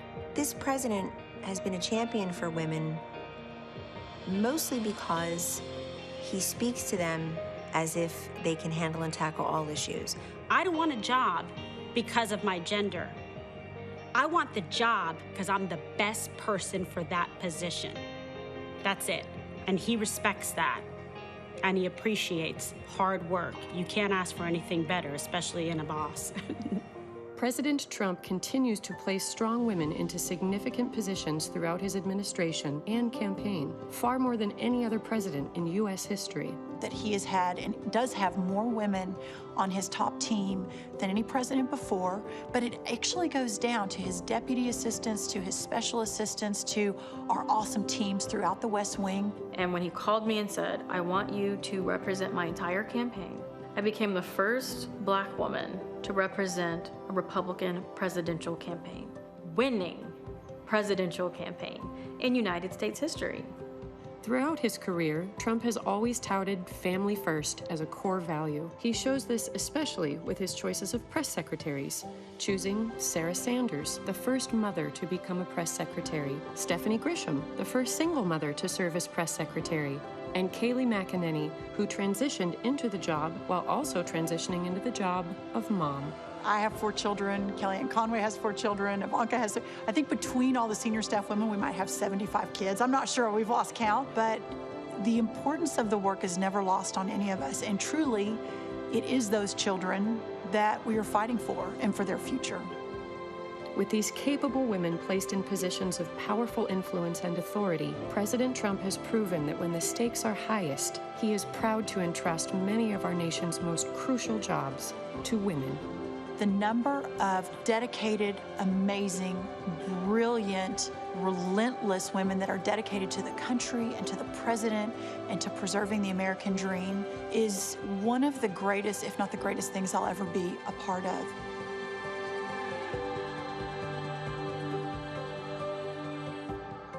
Only the president would say, let's take that stay-home mom and have her run the party. What a smart guy.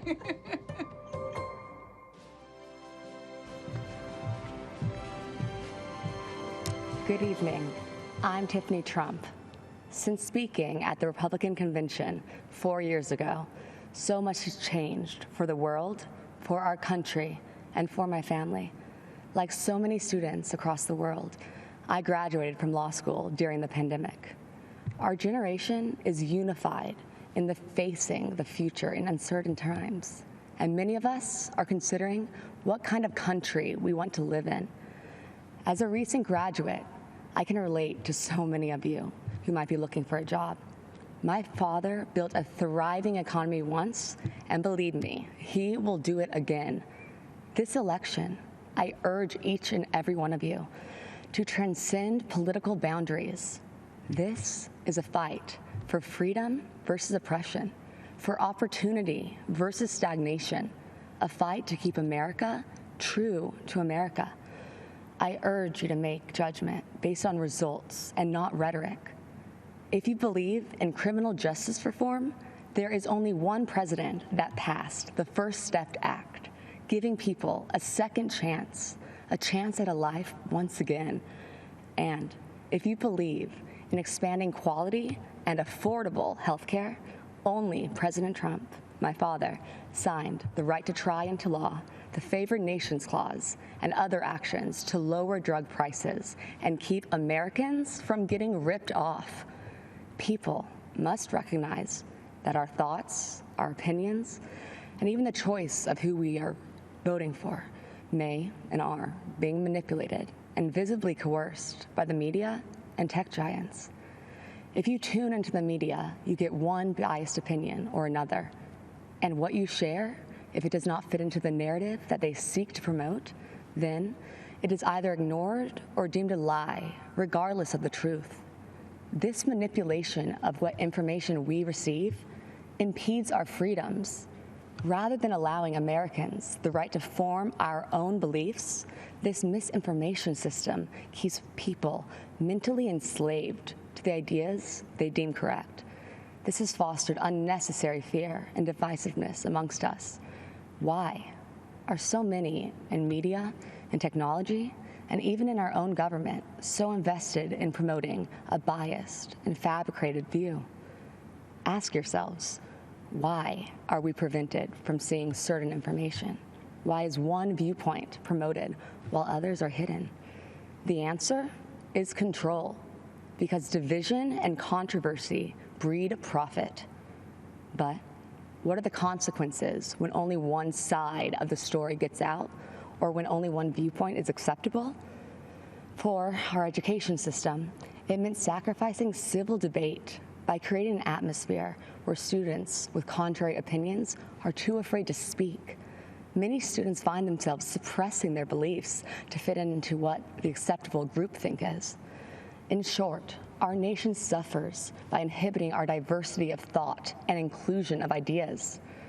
Working together, outside of our political comfort zones, will accomplish so much more. Some cynical politicians do not seem to believe in the miracle of America. Well, I do. As Maximo Alvarez said so eloquently last night, if freedom is lost in this country, there is nowhere else to go. Having hope is not weakness, and believing in miracles is a gift from God. So tonight, I want to tell you the uncensored truth of what we believe in. We believe in equality of opportunity. We believe in freedom of thought and expression. Think what you want. Seek out the truth. Learn from those with different opinions, and then freely make your voice heard to the world. We believe in school choice because a child's zip code in America should not determine their future. We believe in freedom of religion for all faiths, and we believe in the American spirit, a country founded on ideas, not identity, a country where our differences are embraced, and the only country where the word dream has been attached to it. Because in America, your life is yours to chart. So if you're hearing these things and thinking to yourself, that is the kind of country that I want to live in, well, whether you realize it or not, you are a Trump supporter. I encourage you to see beyond the facade that so many other politicians employ. They mask themselves in disguises of decency as they try to pressure us to mask our own identities and beliefs.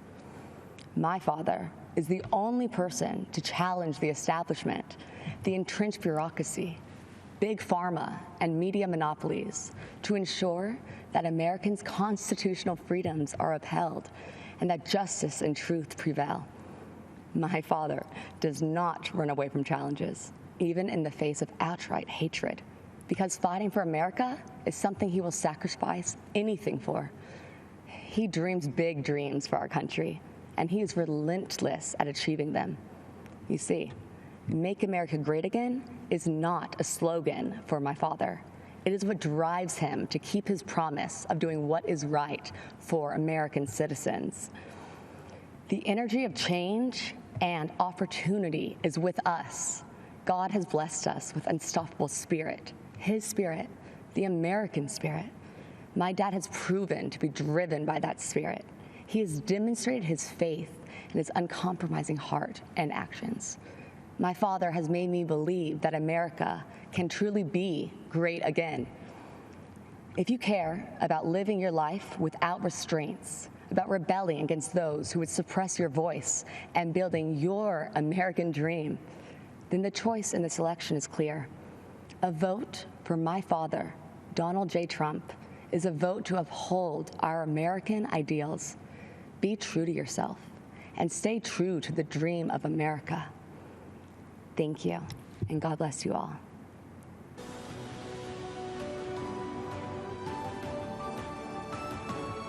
I'm Kim Reynolds, Governor of the great state of Iowa. I love this state, and I'm so proud to serve its people. Iowa truly is a land of opportunity. It's the birthplace of the computer, it's a landmark of the financial services industry, and as so many of you already know, it's filled with farmland that feeds and fuels the world. It's also home to people who care for one another, who work hard, who love this country, and are truly grateful for the freedoms it provides. As I like to say, Iowa is one big small town. Neighbor helping neighbor is in our DNA. From the sick farmer who can't harvest his crops, to the single mom who loses her job and is struggling to get back on her feet, the town, the community, helps them get through it. But what happens when a storm rips through almost the entire state? When it's not one farmer who lost his crop, but hundreds? When it's not one neighbor who was without food, but thousands? That happened just 2 weeks ago. A storm called a derecho with hurricane-force winds of up to 140 miles per hour wiped out millions of acres of crops, left thousands without power. It destroyed homes, wrecked lives, and left devastation in its wake. It was the worst storm in our state's history. And Iowans did what you expect Iowans to do. They helped each other, they took care of each other, and they still are. But someone else had our back, our president. When the winds had finished raging and the cleanup had only begun, he showed up. Now, you might not know that because the national media didn't report it, but the Trump administration was here in full force. The day after the storm, the president called to assure me that we had the full backing of the federal government. And later that week, Vice President Pence came to Iowa to again assure us that the president and his administration were behind us. With the help of the Trump administration, we quickly received a major disaster declaration that will help Iowans get back on their feet. The president, he cut through the bureaucracy to do what needed to be done and to do it quickly. But that's not the first time President Trump showed Iowans that we can rely on him. In 2019, when 100-year floods breached nearly every levee and devastated communities large and small along the Missouri River in Iowa, Nebraska, and Missouri, the president approved our request for aid in record time, in just 2 days. Well, this year, he did it in less than 24 hours. So whether it's providing needed relief to farmers who were the target of China's unfair trade practices, hammering out new free and fair trade deals, or fighting for workers and small businesses who were hit hard by COVID-19. We have a president and a vice president who get things done. And because of President Trump and his leadership, our country is able to bounce back from setbacks and see opportunity grow and thrive. This is an administration of action and outcomes. They are delivering every day on their promise to make America great again. And that's exactly why we need to re-elect President Donald J. Trump in November. Thank you, and may God bless the United States of America. America, the land of opportunity, a country where your own resolution to succeed is more important than any other. Abraham Lincoln's words from 165 years ago still resonate today because of who we are and because of what we are. A country where a boy born into poverty in a log cabin, raised right here on the frontier of Indiana, could educate himself, become a lawyer, become a president of the United States who would preserve the Union, abolish slavery, and save the nation. As a fellow Hoosier, visiting Lincoln's boyhood home has always been a treasured experience for me and my family. It's a place that made Lincoln. It shaped Lincoln and defined the man that Lincoln would become. America is the land of opportunity. As President Donald Trump declared at Mount Rushmore, in America you can do anything. You can be anything. And together, we can achieve anything. Every day, President Donald Trump is fighting to protect the promise of American liberty. Every day, our president's been fighting to expand the reach of the American dream. And on every single day, without fail, President Donald Trump has been fighting for you. So tonight, I'd like to introduce you to a few remarkable Americans who represent that solemn pledge, who embody our president's unbreakable devotion to ensuring that America is a land of unlimited opportunity for all. Jack is an 8-year-old from Wisconsin who was struggling academically and socially in school. But Jack's mom, Sarah, who works 3 jobs to support her son, applied for Wisconsin's school choice voucher program.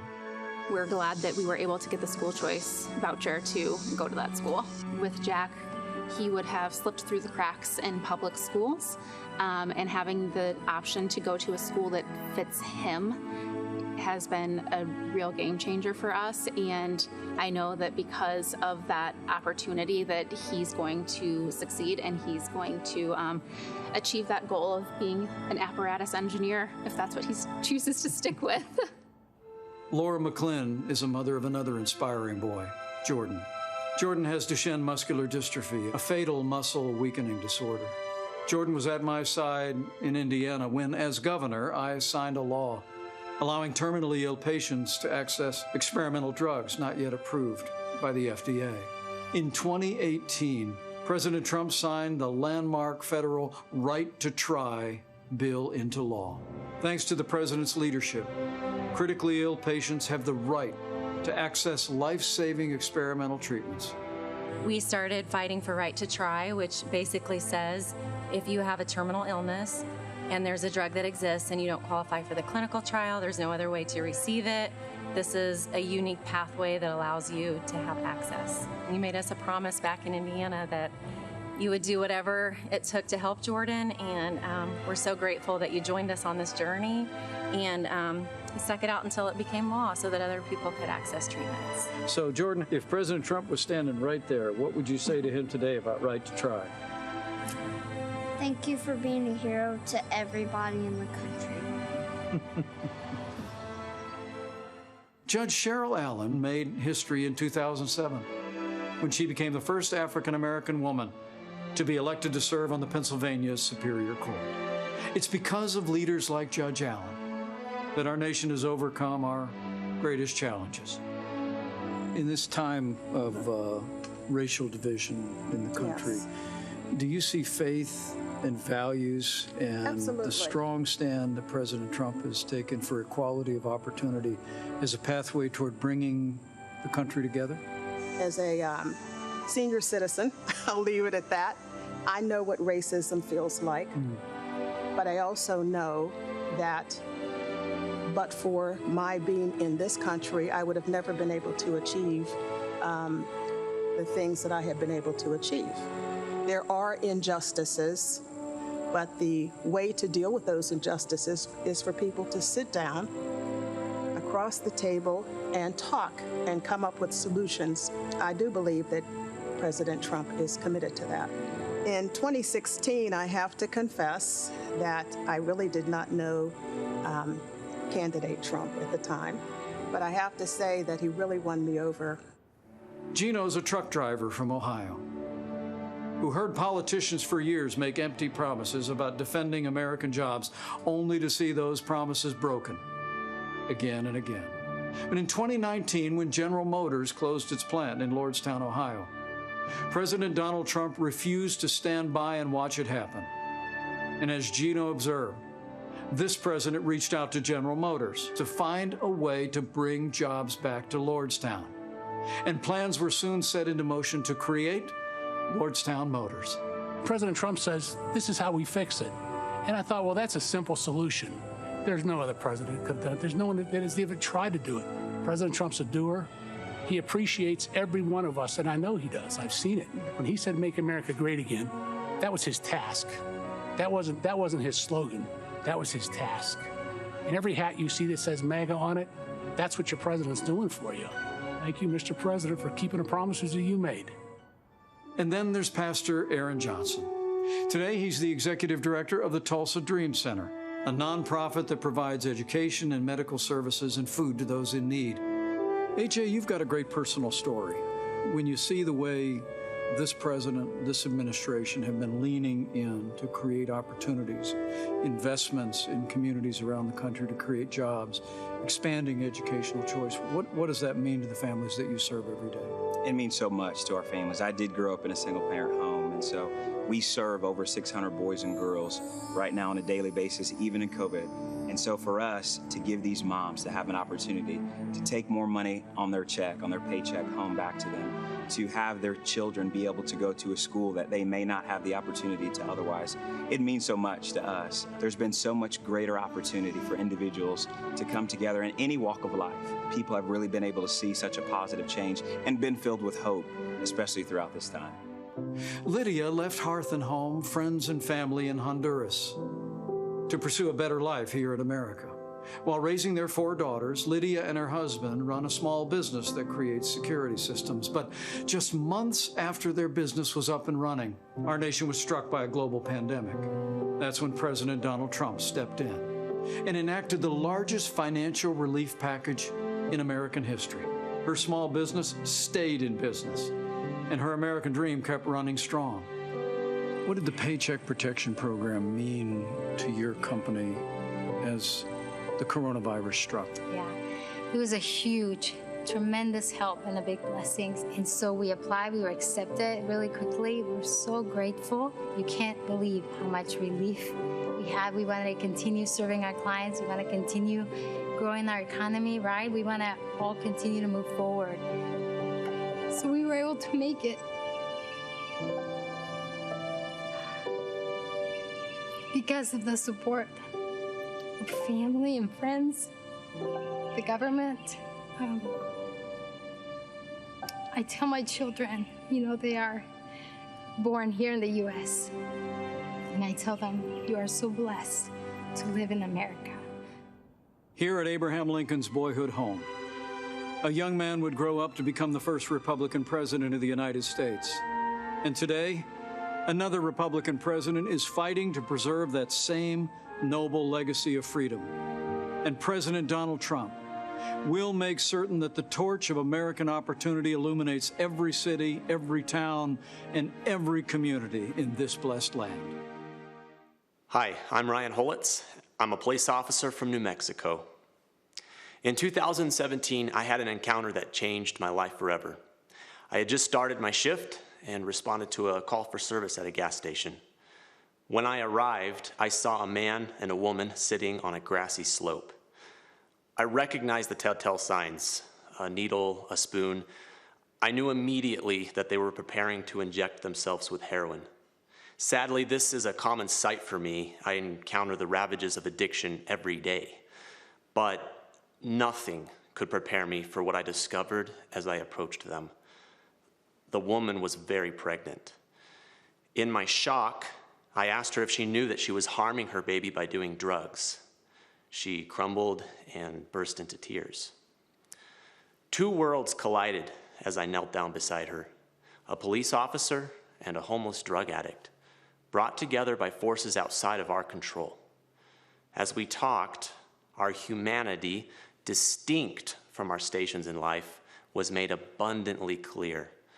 Her name was Crystal, and in the midst of her suffering, she confided that she loved her unborn baby. She wanted the best for her child.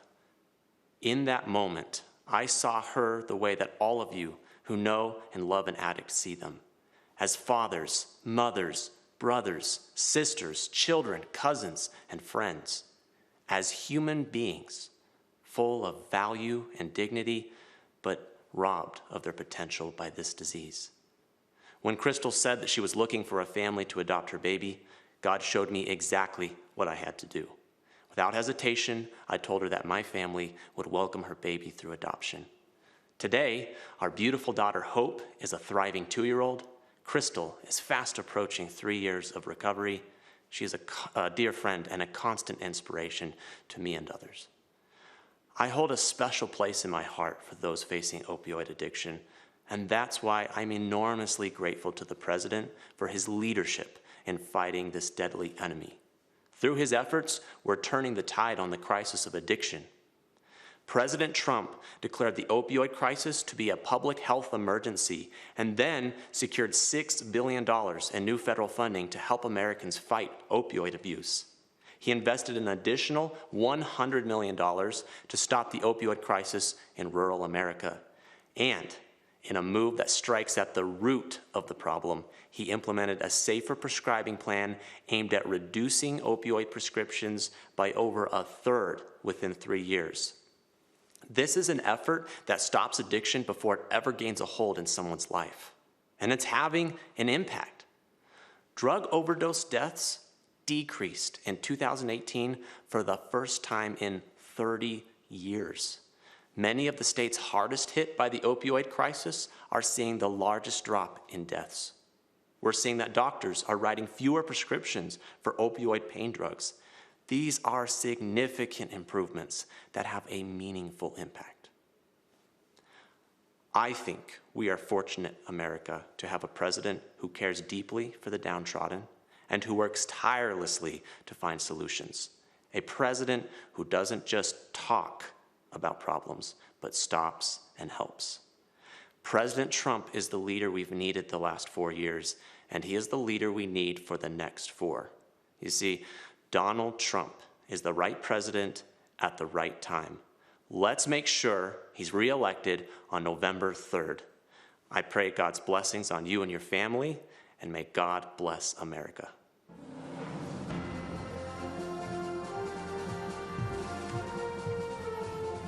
Good evening. My name is Jeanette Nunez, and I'm proud to serve as Lieutenant Governor of the great state of Florida. Tonight, I'm honored to share my story of faith, family, and American freedom. As the daughter of Cuban immigrants, my story began in 1959, before I was born, when my parents' dreams of a prosperous life became a nightmare. Chaos spread quickly when Fidel Castro took control of Cuba. The government confiscated private property, stealing people's homes, farms, and businesses. For my parents, the difficult decision to flee communist Cuba came when the Castro regime abolished religious freedom. Fellow Americans, the fabric of our nation is in peril. Daily, the radical left systematically chisels away at the freedoms we cherish. They peddle dangerous ideologies, cower to global progressives, and normalize socialism to dismantle our Constitution. Let me assure you, socialism doesn't offer opportunity. Socialism deprives. It is a falsehood that feigns promises for its masses and consistently yields only misery. President Ronald Reagan warned, if we lose freedom here, there's no place to escape to. Truer words have never been spoken.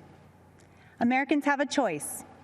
We can go down a dark road of chaos and government control, or we can choose the path of freedom and opportunity that was paved by those who sacrificed everything to preserve the American dream for future generations. I have faith that Americans will choose the right path. In 2016, our country yearned for a leader who would work tirelessly to jumpstart our economy and fight for hardworking Americans. Since day one, President Donald Trump has put America first. His pro-growth, pro-jobs agenda has ushered in historically low unemployment, record job creation, higher wages, and rising homeownership. The president is fighting to rescue American jobs and industries for places like Ohio, Pennsylvania, and Puerto Rico, jobs that were needlessly shipped overseas. He's defended our religious freedom, stood with Democratic allies like Colombia, and shown unwavering resolve while confronting tyrants in countries like Venezuela, Cuba, China, and Nicaragua. Let us join our president in his vow that America will never be a socialist country. Supporting our president requires action. Join me tonight and text VOTE to 88022. We must continue to support our Commander-in-Chief, who has a bold agenda that safeguards the rights and freedoms protected under our Constitution. Today, more than ever, that means supporting our men and women in law enforcement and our heroes in uniform. It means fighting to provide the best quality education by empowering parents and preserving school choice. And it means rejecting the socialist takeover of our nation that will destroy the innovation, economic vitality, and freedoms we hold so dear.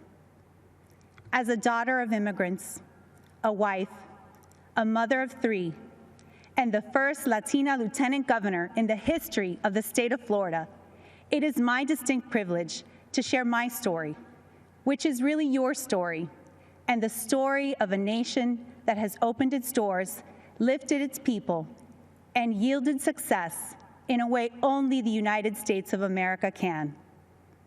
Together, let's ensure 4 more years for President Donald J. Trump so that he can continue protecting our republic, and so one day, our children can proudly tell the story of what our generation did to defend the values of faith, family, and freedom. Thank you. May God bless each one of you, and may God bless the United States of America.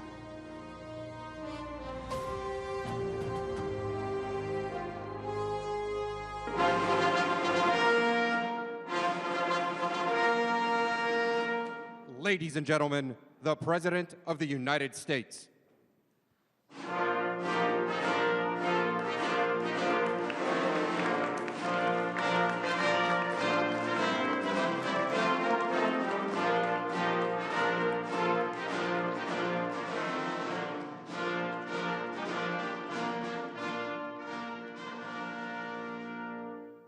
Acting Secretary Wolf, I present to you 5 candidates for naturalization representing 5 countries.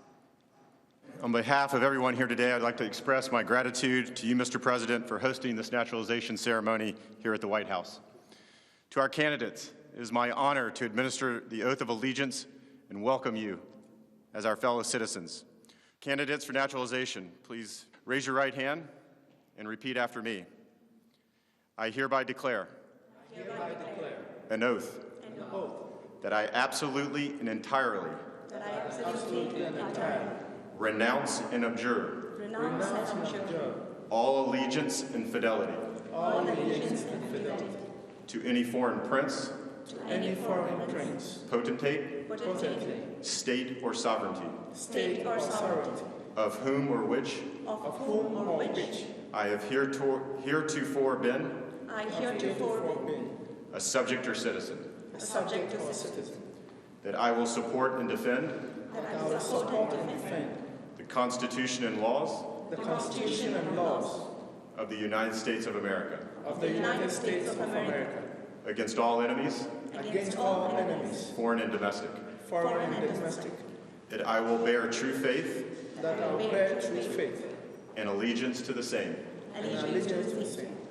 That I will bear arms on behalf of the United States.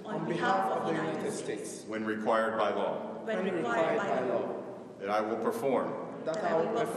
Non-combatant service. In the armed forces of the U.S.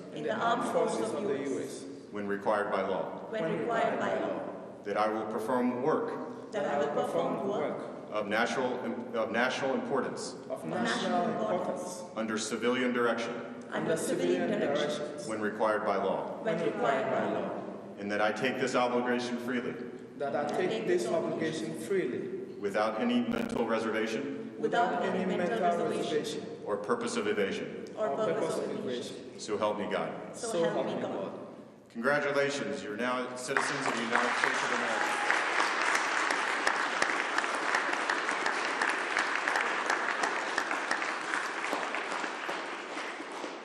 On behalf of the Department of Homeland Security, it is my honor to call you my fellow Americans. Mr. President, I want to again commend you for your dedication to the rule of law and for restoring integrity to our immigration system.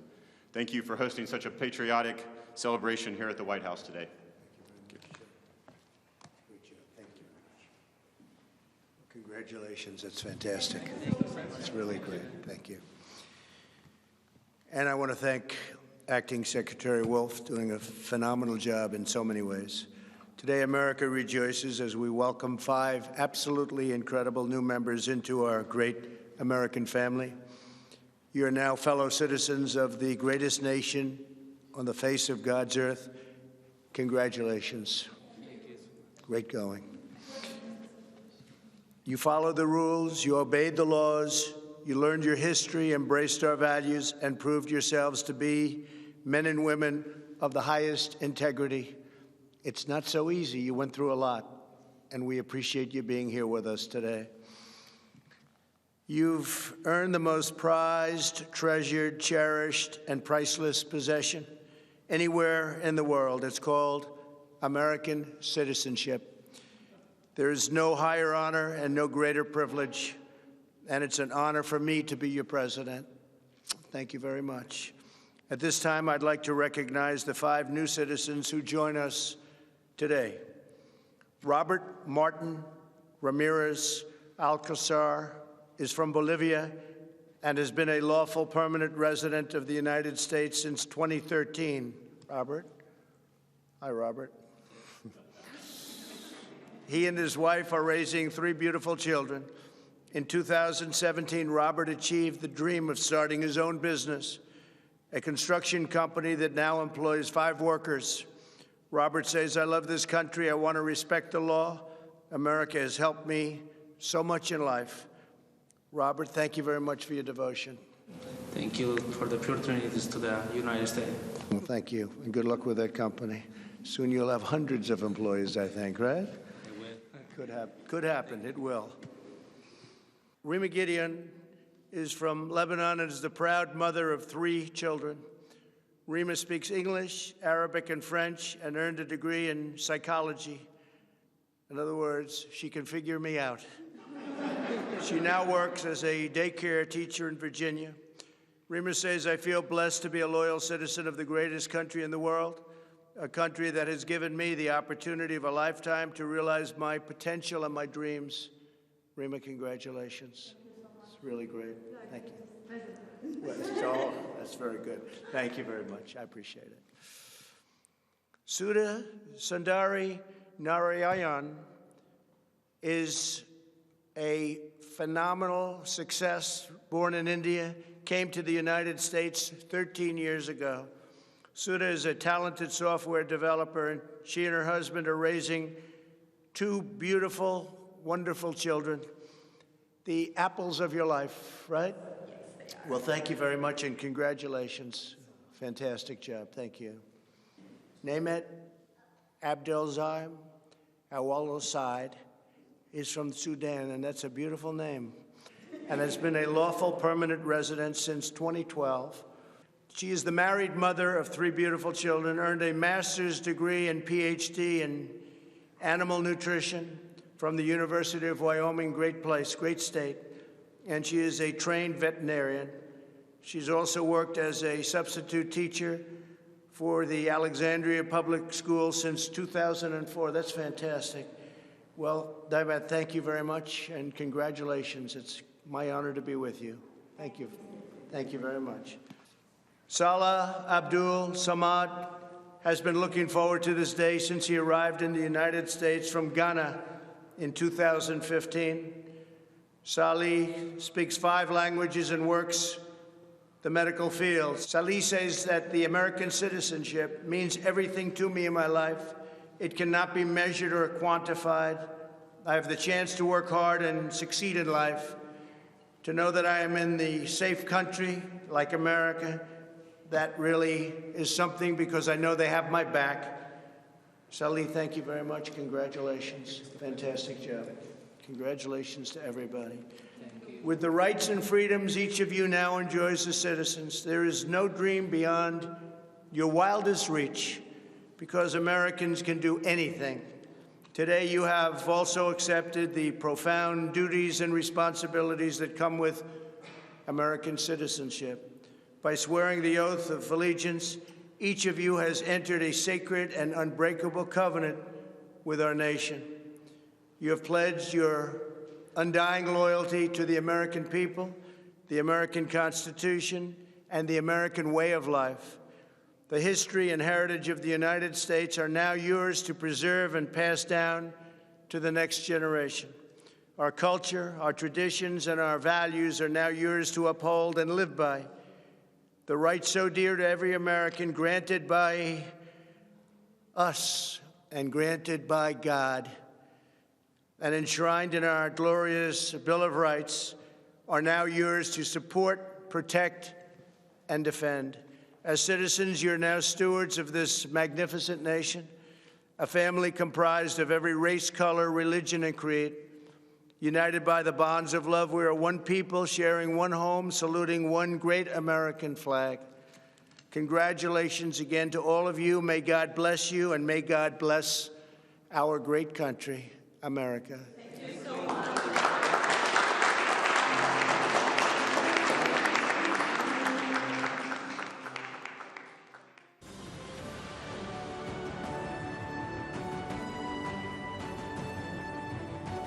Good evening, America. When I stood on this convention stage 4 years ago, no one fully understood the historic change that was about to take place. We could all feel it. Something was happening. A movement was forming just below the surface. The forgotten man and woman, voiceless in Washington, D.C., were preparing to rise up. Our movement followed the pattern of so many that came before us. First, we were ignored. Then we were laughed at. Then they fought us. And then, together, we won. From that moment forward, America came first. America started winning again. America became respected again. But with every movement, there's a counter-movement.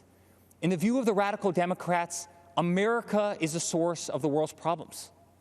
As a result, they believe the only path forward is to erase history and forget the past. They want to destroy the monuments of our forefathers. They want to disrespect our flag, burn the stars and stripes that represent patriotism and the American dream. They want to disrespect our national anthem by taking a knee while our armed forces lay down their lives every day to protect our freedom. They do not want the Pledge of Allegiance in our schools. Many of them don't want one nation under God. The Democrats want to defund and disrespect our law enforcement. The Democrats want an America where your thoughts and opinions are censored when they do not align with their own. President Reagan said, "Freedom is never more than one generation away from extinction. It must be fought for, and it must be protected." This is the fight that we are in right now, and it is a fight that only my father can win. My father ran not because he needed the job, but because he knew hardworking people across this great country were being left behind. The media mocked these patriots in the flyover states in which they lived. They ignored the Trump flags. They ignored the millions of MAGA banners and barns painted in red, white, and blue. The silent majority had no one fighting for them in either party. Their so-called leaders were bowing to China, bribing Iran, and spending more time worrying about how they'd be received by the elites in Paris than how Americans would provide for their families in Pittsburgh. Our family lost friends, but it only pushed us to fight harder. My father pledged to every American in every city, state, and town that he was going to make America great again. And so began the Great American Comeback. Almost immediately, taxes were slashed, regulations were cut, and the economy soared to new heights, heights never seen before. Wages went through the roof. Unemployment reached historic lows, especially for Black Americans, Hispanic Americans, and women. Trade deals were ripped up and renegotiated. Lights were turned back on in abandoned factories across our country. Trillions of dollars were repatriated back to the United States, which had been sitting in foreign lands for far too long. Once again, America became the envy of the world. And with that renewed strength came leverage. The president demanded that our allies pay their fair share for the defense of the Western world. My father rebuilt the mighty American military, adding new jets, aircraft carriers. He increased wages for our incredible men and women in uniform. He expanded our military defense budget to $721 billion per year. America was no longer weak in the eye of the enemy. The moment President Trump ordered special forces to kill some of the deadliest terrorists on the planet, the day the mighty Moab was dropped on insurgent camps, is the day America took a stance to never be defeated by the enemy. Al-Baghdadi, Soleimani, dead. Over and over, issue after issue, the economy, the wall, the military, trade deals, tax cuts, Supreme Court justices, VA hospitals, prescription drugs, school choice, right to try, moving the embassy to Jerusalem, peace in the Middle East. Never-ending wars were finally ended. Promises made and promises for the first time were kept. Most politicians spend their entire careers in Washington, D.C. and get absolutely nothing accomplished. For example, Joe Biden. Joe Biden is a politician who has been in government for 47 years. He's a career politician who's never signed the front of a check and does not know the slightest thing about the American worker or the American business. the engine which fuels the greatest economy the world has ever known. The same politician who has been a total pushover for communist China, and someone who would be a giant relief for terrorists who now spent years running, hiding, and being taken out by the most talented military known to man. Joe Biden has pledged to raise your taxes by $4 trillion. 82% of Americans will see their taxes go up significantly. Biden has pledged to stop border wall construction and give amnesty and health care to all illegal immigrants. Biden has pledged to defund the police and take away your cherished Second Amendment. My father, on the other hand, delivered the largest tax cuts in American history, knows if you do not have a border, you do not have a country, and will always support law enforcement and your right to keep and bear arms. Every day, my father fights for the American people, the forgotten man and woman of this country, the ones who embody the American spirit, which is unlike anything else in the world. It built the New York City skyline. It built the Hoover Dam. And soon, under my father's leadership, it will send Americans to Mars. The American spirit can be felt in the majesty of the Grand Canyon, the shadows of Mount Rushmore, and the stillness of the air at Gettysburg. It can be seen in the wide-eyed wonder of every American child as they take their first breath in the greatest country the world has ever known. It defeated fascism, it defeated communism, and in 68 days, it will defeat the empty, oppressive, and radical views of the extreme left. Ronald Reagan's quote ends with this simple warning. One day we could spend our sunset years telling our children what it was once like in the United States where men and women were free. Under President Trump, freedom will never be a thing of the past. That's what a vote for Donald Trump represents. It's a vote for the American spirit, the American dream, and for the American flag. To the law enforcement officer who's being attacked, betrayed, and whose job they are trying to make extinct, my father will fight for you. To all houses of worship and to all people of faith stripped of our religious freedoms and religious liberties, my father will fight for you. To the voiceless, shamed, censored, and canceled, my father will fight for you. To our farmers who work dawn to dusk to keep our plates full, my father will fight for you. To every single mother and father, to our veterans, our coal miners, and to the American worker, my father will fight for you. And to every proud American who bleeds red, white, and blue, my father will continue to fight for you. In closing, I'd like to speak directly to my father. I miss working alongside you every single day, but I'm damn proud to be on the front lines of this fight. I'm proud of what you are doing for this country. I'm proud to show my children what their grandfather is fighting for. I'm proud to watch you give them hell. Never stop. Continue to be unapologetic. Keep fighting for what is right. You are making America strong again. You are making America safe again. You are making America proud again. And yes, together with a forgotten man and woman who are finally forgotten no more, you are making America great again. Dad, let's make Uncle Robert very proud this week. Let's go get another 4 years. I love you very much. God bless you, and God bless the United States of America.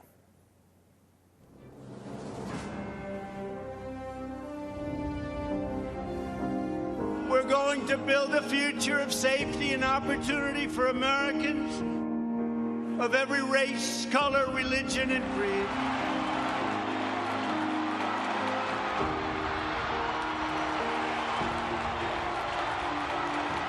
Our president has created such a surplus that when this pandemic hit, he was able to refund Americans without indebting us. We're all better off when former inmates can receive and re-enter society as law-abiding, productive citizens and now have a chance at more opportunities than they've ever had before. To be incarcerated for 16 and a half years for hearsay. I get emotional thinking about it. It's a feeling that I can't describe. When people say we're oppressed here in the United States, how? Right now, this country, for me, is the last beacon of hope and opportunity. If America falls, the entire world falls. Trump's pledge to the American workers definitely means a lot to me because I wouldn't be where I'm at today. I truly believe that my kids are going to look up to me one day. It's just tremendous what I could do, I guess. The forgotten men and women will never be forgotten again. You know, in Biden's America, there aren't opportunity zones. Here you have an administration that actually looks at how can government and private enterprise work together. As we fight to deliver a better future for all women and for all Americans, we remember the wonderful victory 1 century ago. And in the following November, the ladies appeared at the polls on Election Day by the hundreds of thousands. They had won their right to vote. Before the China virus set in, it struck our nation. Women had gained 4.3 million jobs, a record. The women's unemployment rate had plummeted to the lowest level in more than 65 years. And last year, over 70% of the new jobs went to women. And I will say we're coming back very strongly. We have the most opportunity. That's the American story, isn't it? That we have hope, that even though we're in dark days now, that the days ahead hold greater possibilities because of the opportunities that we've been given in our country. And we will make America great again.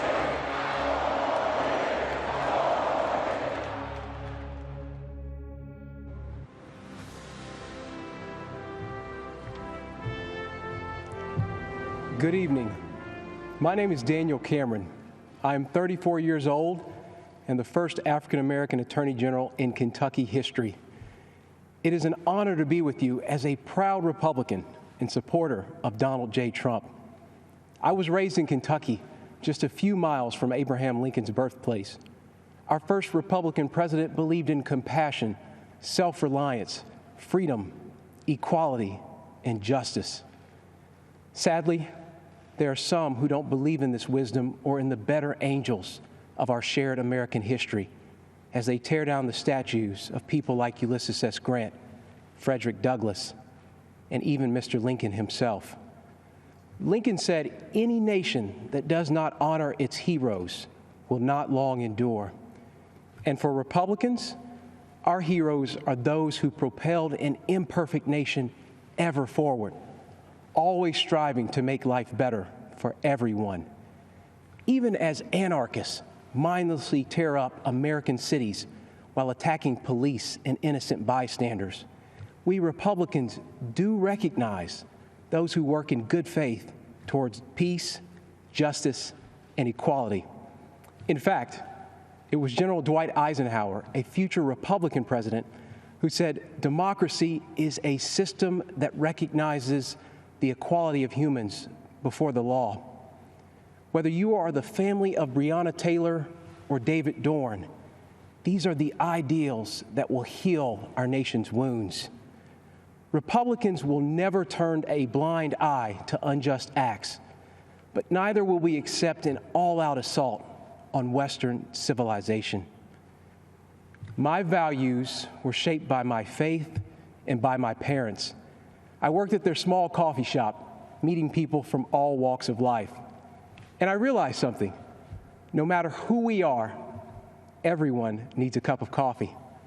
That lesson stuck with me because despite our differences, we all want the same things. For our children to have more opportunities than we did, to feel the dignity of work, and to believe that if you play by the rules, you can make a good life for yourself and your family. So the question is, will we choose the path that gives us the best chance to meet those universal desires? Or will we go backward to a time when people were treated like political commodities who can't be trusted to think for themselves? I think often about my ancestors who struggled for freedom. And as I think of those giants and their broad shoulders, I also think about Joe Biden, who says, "If you aren't voting for me, you ain't black," who argued that Republicans would put us back in chains, who says there is no diversity of thought in the black community. Mr. Vice President, look at me. I am black. We are not all the same, sir. I am not in chains. My mind is my own, and you can't tell me how to vote because of the color of my skin. Joe Biden is a backwards thinker in a world that is craving forward-looking leadership. There's no wisdom in his record or plan, just a trail of discredited ideas and offensive statements. Joe Biden would destroy jobs, raise our taxes, and throw away the lives of countless unborn children. And he is captive to the radical left, a movement committed to cancel culture and the destruction of public discourse. They believe your skin color must dictate your politics. And if you fail to conform while exercising your God-given right to speak and think freely, they will cut you down. The politics of identity, cancellation, and mob rule are not acceptable to me. Republicans trust you to think for yourself and to pursue your American dream however you see fit. Mr. Lincoln said the dogmas of the quiet past are inadequate to the stormy present. The occasion is piled high with difficulty, and we must rise to the occasion. I believe Donald Trump can meet Lincoln's mandate, even as Joe Biden remains trapped by his own failed record and by the radicals who dominate his party. Let's be honest, no one is excited about Joe Biden, and so I ask you to judge the record. On criminal justice reform, Joe Biden couldn't do it, but President Trump did. On the economy, Joe Biden couldn't do it, but President Trump did build an economy that worked for everyone, especially minorities, and he will do it again. And on immigration, Joe Biden promises more to illegal immigrants than he does to you. But President Trump believes his highest duty is to the American worker. The choice is clear. Let me close with something my mom told me. This country's many faces comprise a family, not separate parts to be divided against each other. And like any family, we care for one another. We grieve together. We share our burdens and our struggles, and we celebrate our successes.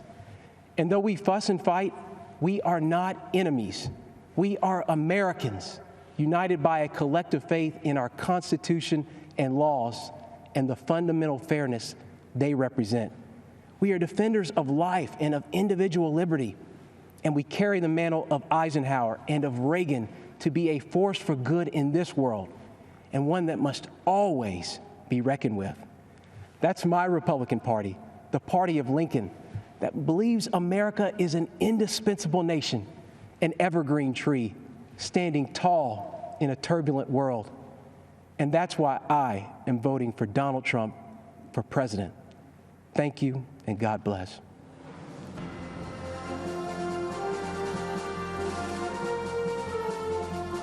Hi, I'm Mike Pompeo.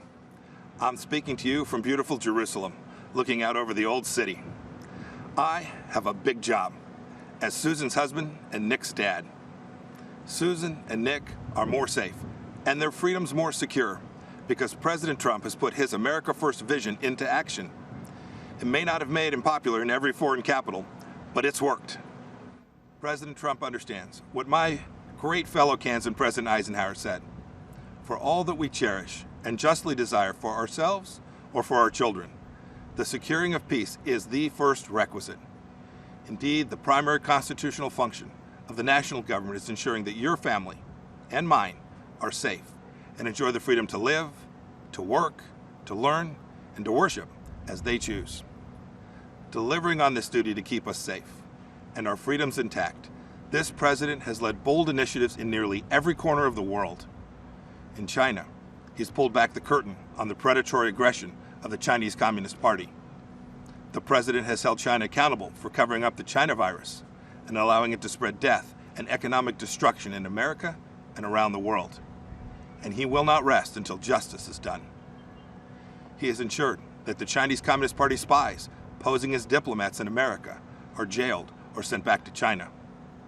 And he has ended the ridiculously unfair trade arrangement with China, that punched a hole in our economy.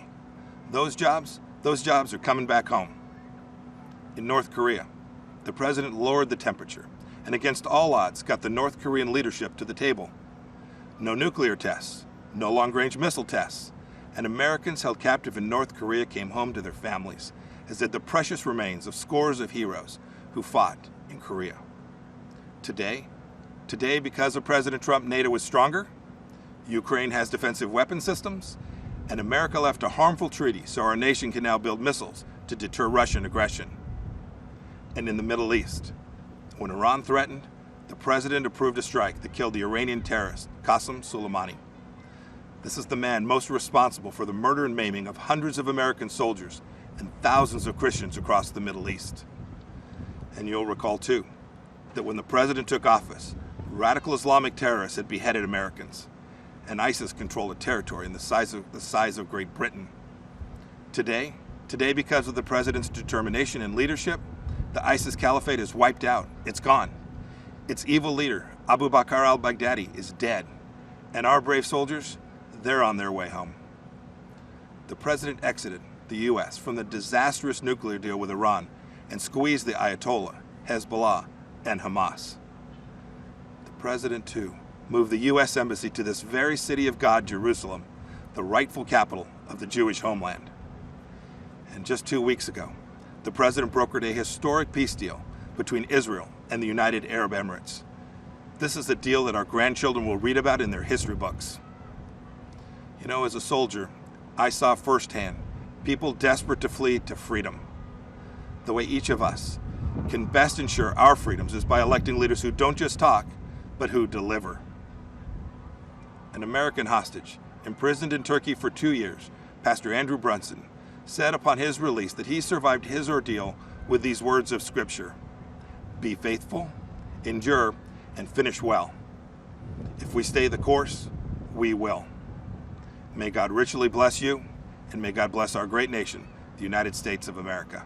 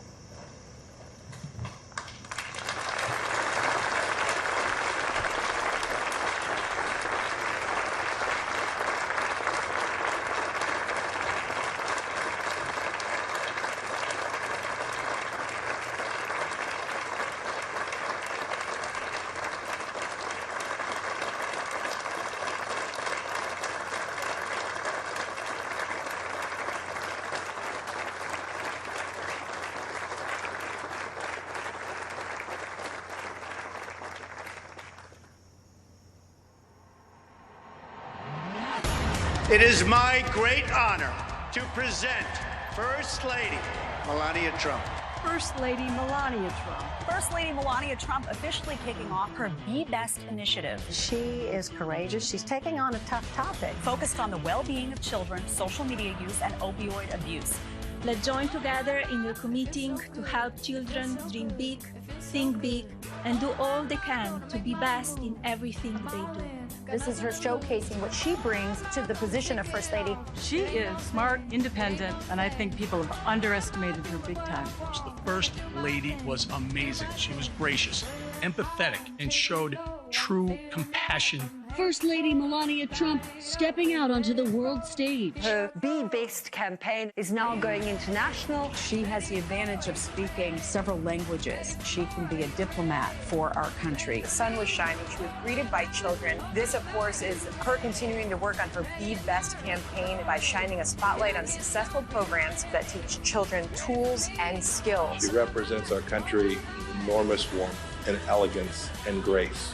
Throughout history, women have made lasting impacts on society, and these women represent the strength of the female spirit.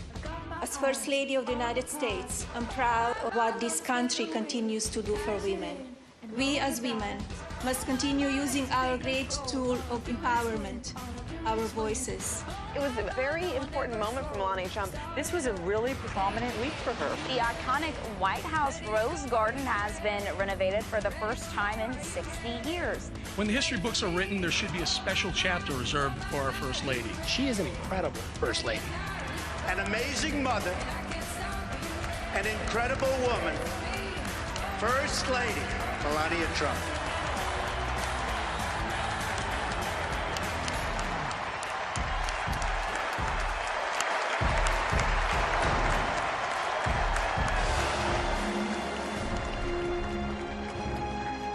Ladies and gentlemen, please welcome the First Lady of the United States, Mrs. Melania Trump.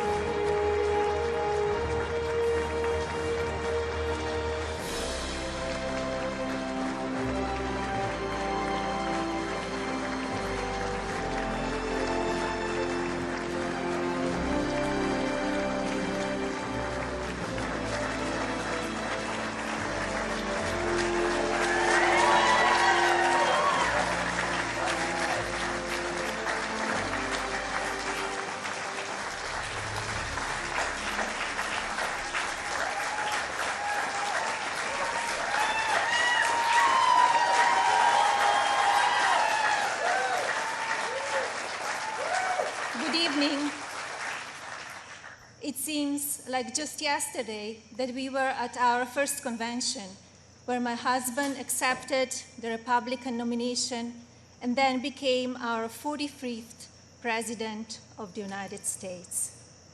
Yet the energy and enthusiasm for who should lead this nation, it is real today as it was 4 years ago. I know I speak for my husband and the entire family when I say we have not forgotten the incredible people who were willing to take a chance on the businessmen who had never worked in politics. We know it was you who elected him to be Commander-in-Chief, and we know it is you who will carry us through again. We were humbled by the incredible support then, and we are still grateful today. I want to acknowledge the fact that since March, our lives have changed drastically. The invisible enemy, COVID-19, swept across our beautiful country and impacted all of us. My deepest sympathy goes out to everyone who has lost a loved one, and my prayers are with those who are ill or suffering. I know many people are anxious and some feel helpless. I want you to know you're not alone. My husband's administration will not stop fighting until there is an effective treatment or vaccine available to everyone. Donald will not rest until he has done all he can to take care of everyone impacted by this terrible pandemic. I want to extend my gratitude to all of the healthcare professionals, frontline workers, and teachers who stepped up in these difficult times. Despite the risk to yourselves and your own families, you put our country first, and my husband and I are grateful I have been moved by the way Americans have come together in such an unfamiliar and often frightening situation. It is in times like this that we will look back and tell our grandchildren that through kindness and compassion, strength and determination, we were able to restore the promise of our future. Businesses stepped up and volunteers stepped in. People were eager to share ideas, resources, and support of all kinds with neighbors and strangers alike. It has been inspiring to see what the people of our great nation will do for one another, especially when we are at our most fragile. Speaking of strength and determination, we recently celebrated the 100-year anniversary of the passage of the 19th Amendment. Yesterday, on the North Lawn of the White House, we unveiled an exhibit dedicated to women's suffrage. The exhibit called on children from across the country to send art honoring the meaning of this important time in women's history. When I was judging the entries, I reflected on the impact of women's voices in our nation's story, and how proud I will be to cast my vote again for Donald this November. We must make sure that women are heard and that the American dream continues to thrive. Growing up as a young child in Slovenia, which was under communist rule at the time, I always heard about an amazing place called America, a land that stood for freedom and opportunity. As I grew older, it became my goal to move to the United States and follow my dream of working in the fashion industry. My parents worked very hard to ensure our family could not only live and prosper in America, but also contribute to a nation that allows for people to arrive with a dream and make it reality. I want to take the moment to thank my mother and father for all they have done for our family. It is because of you that I'm standing here today.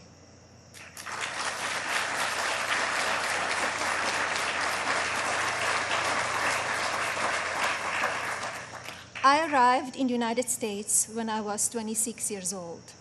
Living and working in the land of opportunity was a dream come true, but I wanted more. I wanted to be a citizen. After 10 years of paperwork and patience, I studied for the test in 2006 and became an American citizen.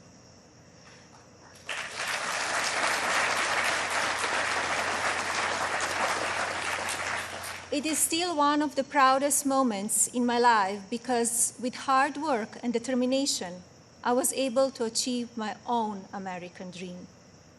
As an immigrant and a very independent woman, I understand what a privilege it is to live here and to enjoy the freedoms and opportunities that we have. As First Lady, I have been fortunate to see the American dream come true over and over again. I have met many inspiring women, children, parents, and families who have overcome life-changing issues that include addiction, homelessness, family members who are ill or have passed away, abuse of all kinds, and many other challenges that would make most people give up. The past 3.5 years have been unforgettable. There are no words to describe how honored, humbled, and fortunate I am to serve our nation as your First Lady. After many of the experiences I've had, I don't know if I can fully explain how many people I take home with me in my heart each day. From brave soldiers who give up so much so that we can be free, to children of all circumstances who I have met around the world. Thank you for inspiring me. It is my greatest honor to serve you. When I speak to members of the military, despite sacrificing time with their families, experience the fear of war or suffering loss, they have no regrets about serving our country. The same goes for their families and the families of first responders who often watch their loved ones walk out the door, not sure if or when they will come home. When I speak to families who have lost someone, the pain mixed with pride I hear in their voices is something I think about often. So thank you to all who serve our country in the military and as first responders. And thank you to the families who wait for them. You are all heroes in your own right. I have also been moved by the many children and families I've spent time with at hospitals, schools, and other locations around the world. Children who are dealing with pain or illness that would break even the strongest adult. Parents who are grateful to wake up every day and see that their child is still alive. These families are a testament to what faith and medicine, strength and science can do. On my first international trip as First Lady, my husband and I visited places of great significance to the three major religions, Islam, Christianity, and Judaism. One special memory from that trip is of a young boy I had privilege of visiting while at Bambino Gesù Hospital in Rome, Italy. While there, I read the little boy a story and learned that he and his family had been waiting for a heart for a very long time, and he had a grim prognosis. His situation brought my staff and me to tears, and we spoke of a little else as we flew to Belgium for the next part of our trip. Upon landing just a few hours later, we learned that a heart had been donated and would be going to the little one. I think about him often, along with so many amazing and strong young patients across our own country. More profound and sadly unavoidable examples of our country's strength and character have occurred in the communities that have been impacted by natural disasters. Hurricanes, tornadoes, and flooding may show the ugly side of Mother Nature, but in their aftermath, they can show us a beautiful side of humanity. My husband and I have visited many places that have been affected by natural disaster, and we are deeply moved by the strength of the people who have lost everything and the kindness of neighbors and communities. The common thread in all of these challenging situations is the unwavering resolve to help one another. I recognize the stories I just told about people who survive extraordinary circumstances, but Donald and I are also inspired by the millions of Americans who wake up each day with a simple yet courageous goal of providing for their families and keeping them safe. You are the backbone of this country. You are the people who continue to make the United States of America what it is, and who have the incredible responsibility of preparing our future generations to leave everything even better than they found it. Just as you are fighting for your families, my husband, our family, and the people in this administration are here fighting for you. No matter the amount of negative or false media headlines or attacks from the other side, Donald Trump has not and will not lose focus on you. He loves this country, and he knows how to get things done. As you have learned over the past 5 years, he's not a traditional politician. He doesn't just speak words. He demands action, and he gets results. The future of our country has always been very important to him, and it is something that I have always admired. In fact, it is to help ensure a better future for our next generation that I launched Be Best, my initiative to help children achieve their fullest potential. Be Best has one simple goal: teaching youth about the importance of their well-being, both mentally and physically. This also includes understanding online safety and the dangers of opioid and drug abuse. Through Be Best, my office and I have been able to highlight people, programs, and organizations that are doing extraordinary things in our country and around the world. I continue to believe that by shining a light on these positive examples, others across the country and globe will become inspired to do their part for our next generation. Helping children is not a political goal. It is our moral imperative. When I think back to a defining moment of Be Best, my mind goes to a trip I took to Africa. On that vast and beautiful continent, I was able to visit the countries of Ghana, Malawi, Kenya, and Egypt. One of those visits, in particular, had a profound impact on me. Ghana, on the coast of West Africa, was the first stop on my trip, and I experienced firsthand its warm people and their traditions.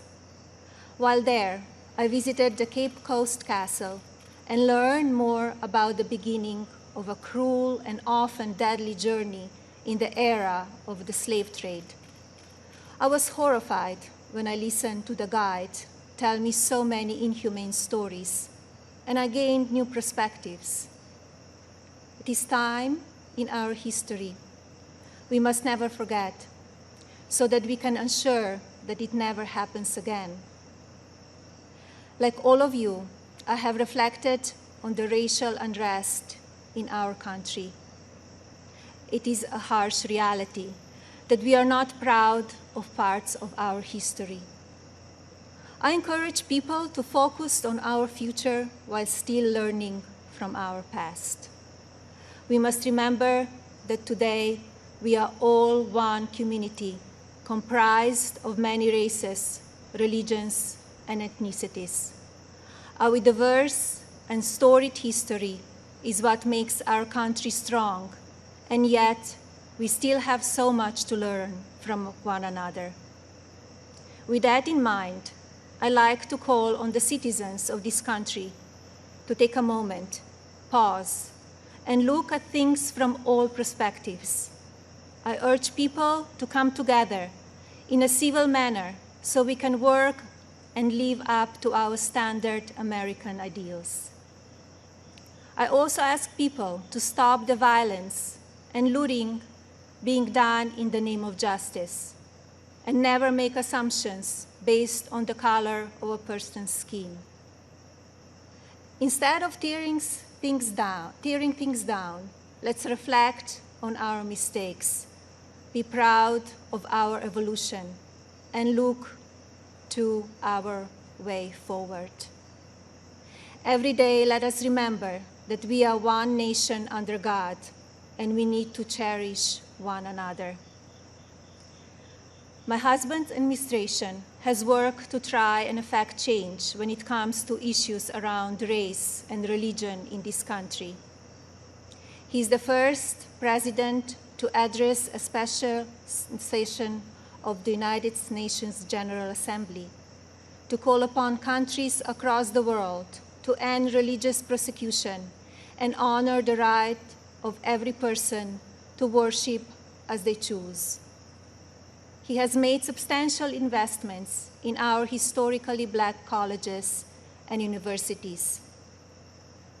This president also continues to fight for school choice, giving parents more options to help their children flourish. My husband knows how to make a real change. From the day that I met him, he has only wanted to make this country the best it can be. For many years, I watched him grow concerned and frustrated, and I'm so proud to see the many things he has done in such a short time. America is in his heart. So while at times we only see the worst of people and politics on the evening news, let's remember how we come together in the most difficult times. And while debate rages on about issues of race, let's focus on the strides we have made and work together for a better tomorrow for everyone. Our administration has also devoted historic resources and produced life-saving results by raising awareness around opioid addiction and drug abuse, especially for children. When so often the headlines are filled with gossip, I want to take this moment to encourage the media to focus even more on the nation's drug crisis. This disease is one that affects everybody. It pays no attention to race, age, or socioeconomic status. Addiction has touched every part of our society in some way. And now, more than ever, we have programs and medicine to combat it. We just need to talk about it openly. And you, the media, have the platforms to make that happen. To the media industry and as a country, I ask that we all commit to helping in our fights against drug addiction by talking about it even more. Especially as we battle the COVID pandemic, we need to remember that suicides are on the rise as people who are struggling with loneliness and addiction feel they have nowhere to turn. Parents, please talk to your children. Teachers and caregivers, pay attention to signs of addiction. Lawmakers, pass legislation that allows those who ask for help to do so safely and without fear, and to provide resources for organizations that help people impacted by addiction. When the stigma is removed, people will no longer be ashamed to ask for help, and lives will be saved. And if you are struggling with addiction, there is no shame in your illness. Please seek help. You are worth it. In my next 4 years as First Lady, I will continue to build upon Be Best and work with individual states to pass legislation to take care of our most vulnerable. I plan to continue the work I have started with children in foster care, as well as the minority communities and tribal nations. I want to ensure children are being protected and communities have the resources needed to combat drug addiction and child neglect or abuse. Like my husband and the administration, I will continue to encourage education that supports a child's individual needs. It is vital that children are given the building blocks to succeed. I also look forward to continue my work to restore the People's House, which is a lasting symbol of pride for our nation. I believe this iconic home needs to be cared for and preserved so it can be enjoyed by the people of this country and visitors from around the world for years to come. I'm passionate about this beautiful house, the grounds, and all they represent. And now, I have a special message for the mothers of this country. This modern world is moving so fast, and our children face challenges that seem to change every few months. Just like me, I know many of you watch how mean and manipulative social media can be. And just like me, I'm sure many of you are looking for answers how to talk to your children about the downside of technology and their relationships with their peers. Like every parent in this country, I feel there are so many lessons to teach our son and responsibilities as his mother, but there are just not enough hours in the day to do it all. I remind myself that I'm more fortunate than most and still have days that I look for wisdom and strength to do the very best I can for him. To mothers and parents everywhere, you are warriors. In my husband, you have a president who will not stop fighting for you and your families. I see how hard he works each day and night, and despite the unprecedented attacks from the media and opposition, he will not give up. In fact, if you tell him he cannot be done, he just works harder.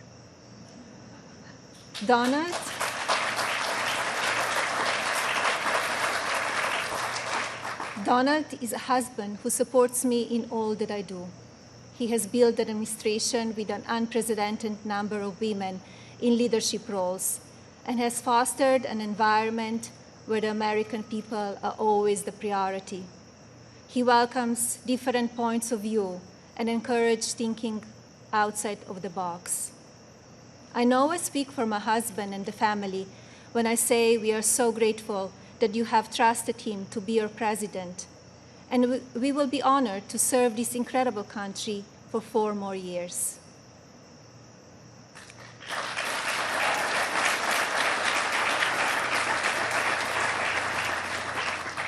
As you have heard this evening, I don't want to use this precious time attacking the other side, because as we saw last week, that kind of talk only serves to divide the country further. I'm here because we need my husband to be our president and commander-in-chief for 4 more years. He is what is best for our country. We all know Donald Trump makes no secrets about how he feels about things. Total honesty is what we as citizens deserve from our president. Whether you like it or not, you always know what he's thinking. And that is because he's an authentic person who loves this country and its people and wants to continue to make it better. Donald wants to keep your family safe. He wants to help your family succeed. He wants nothing more than for this country to prosper, and he doesn't waste time playing politics. Almost 4 years ago, we went into Election Day completely underestimated. Despite what is being said again this year, I know, just as you do, that Americans will go to the polls and vote on the behalf of their families, our economy, our national security, and our children's future. To vote for those ideals is not a partisan vote. It is a common sense vote, because those are goals and hopes that we all believe in. I believe that we need my husband's leadership now more than ever in order to bring us back once again to the greatest economy and the strongest country ever known. God bless you all, your families, and God bless the United States of America.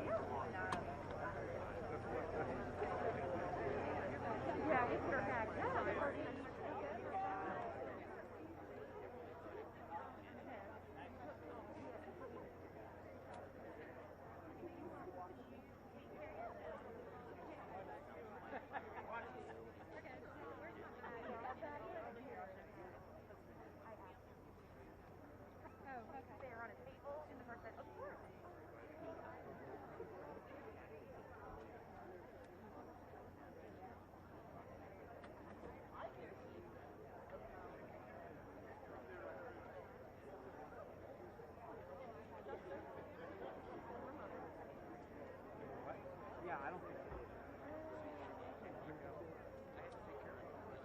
He was supposed to push it tomorrow. Yeah, he was supposed to. We saw it up and everything. Then he started looking at it tomorrow. We removed the whole movie.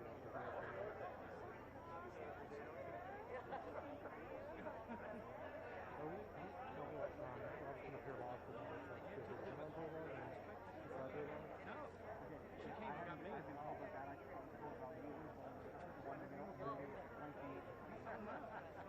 Yeah, because we're still in some of the it's still in the gaps inside. We're kind of around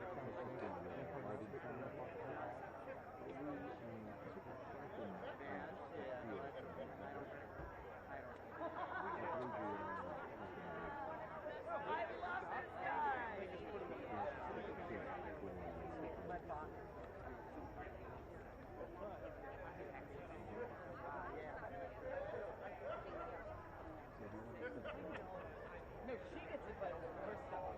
Because the first thing what she does. So,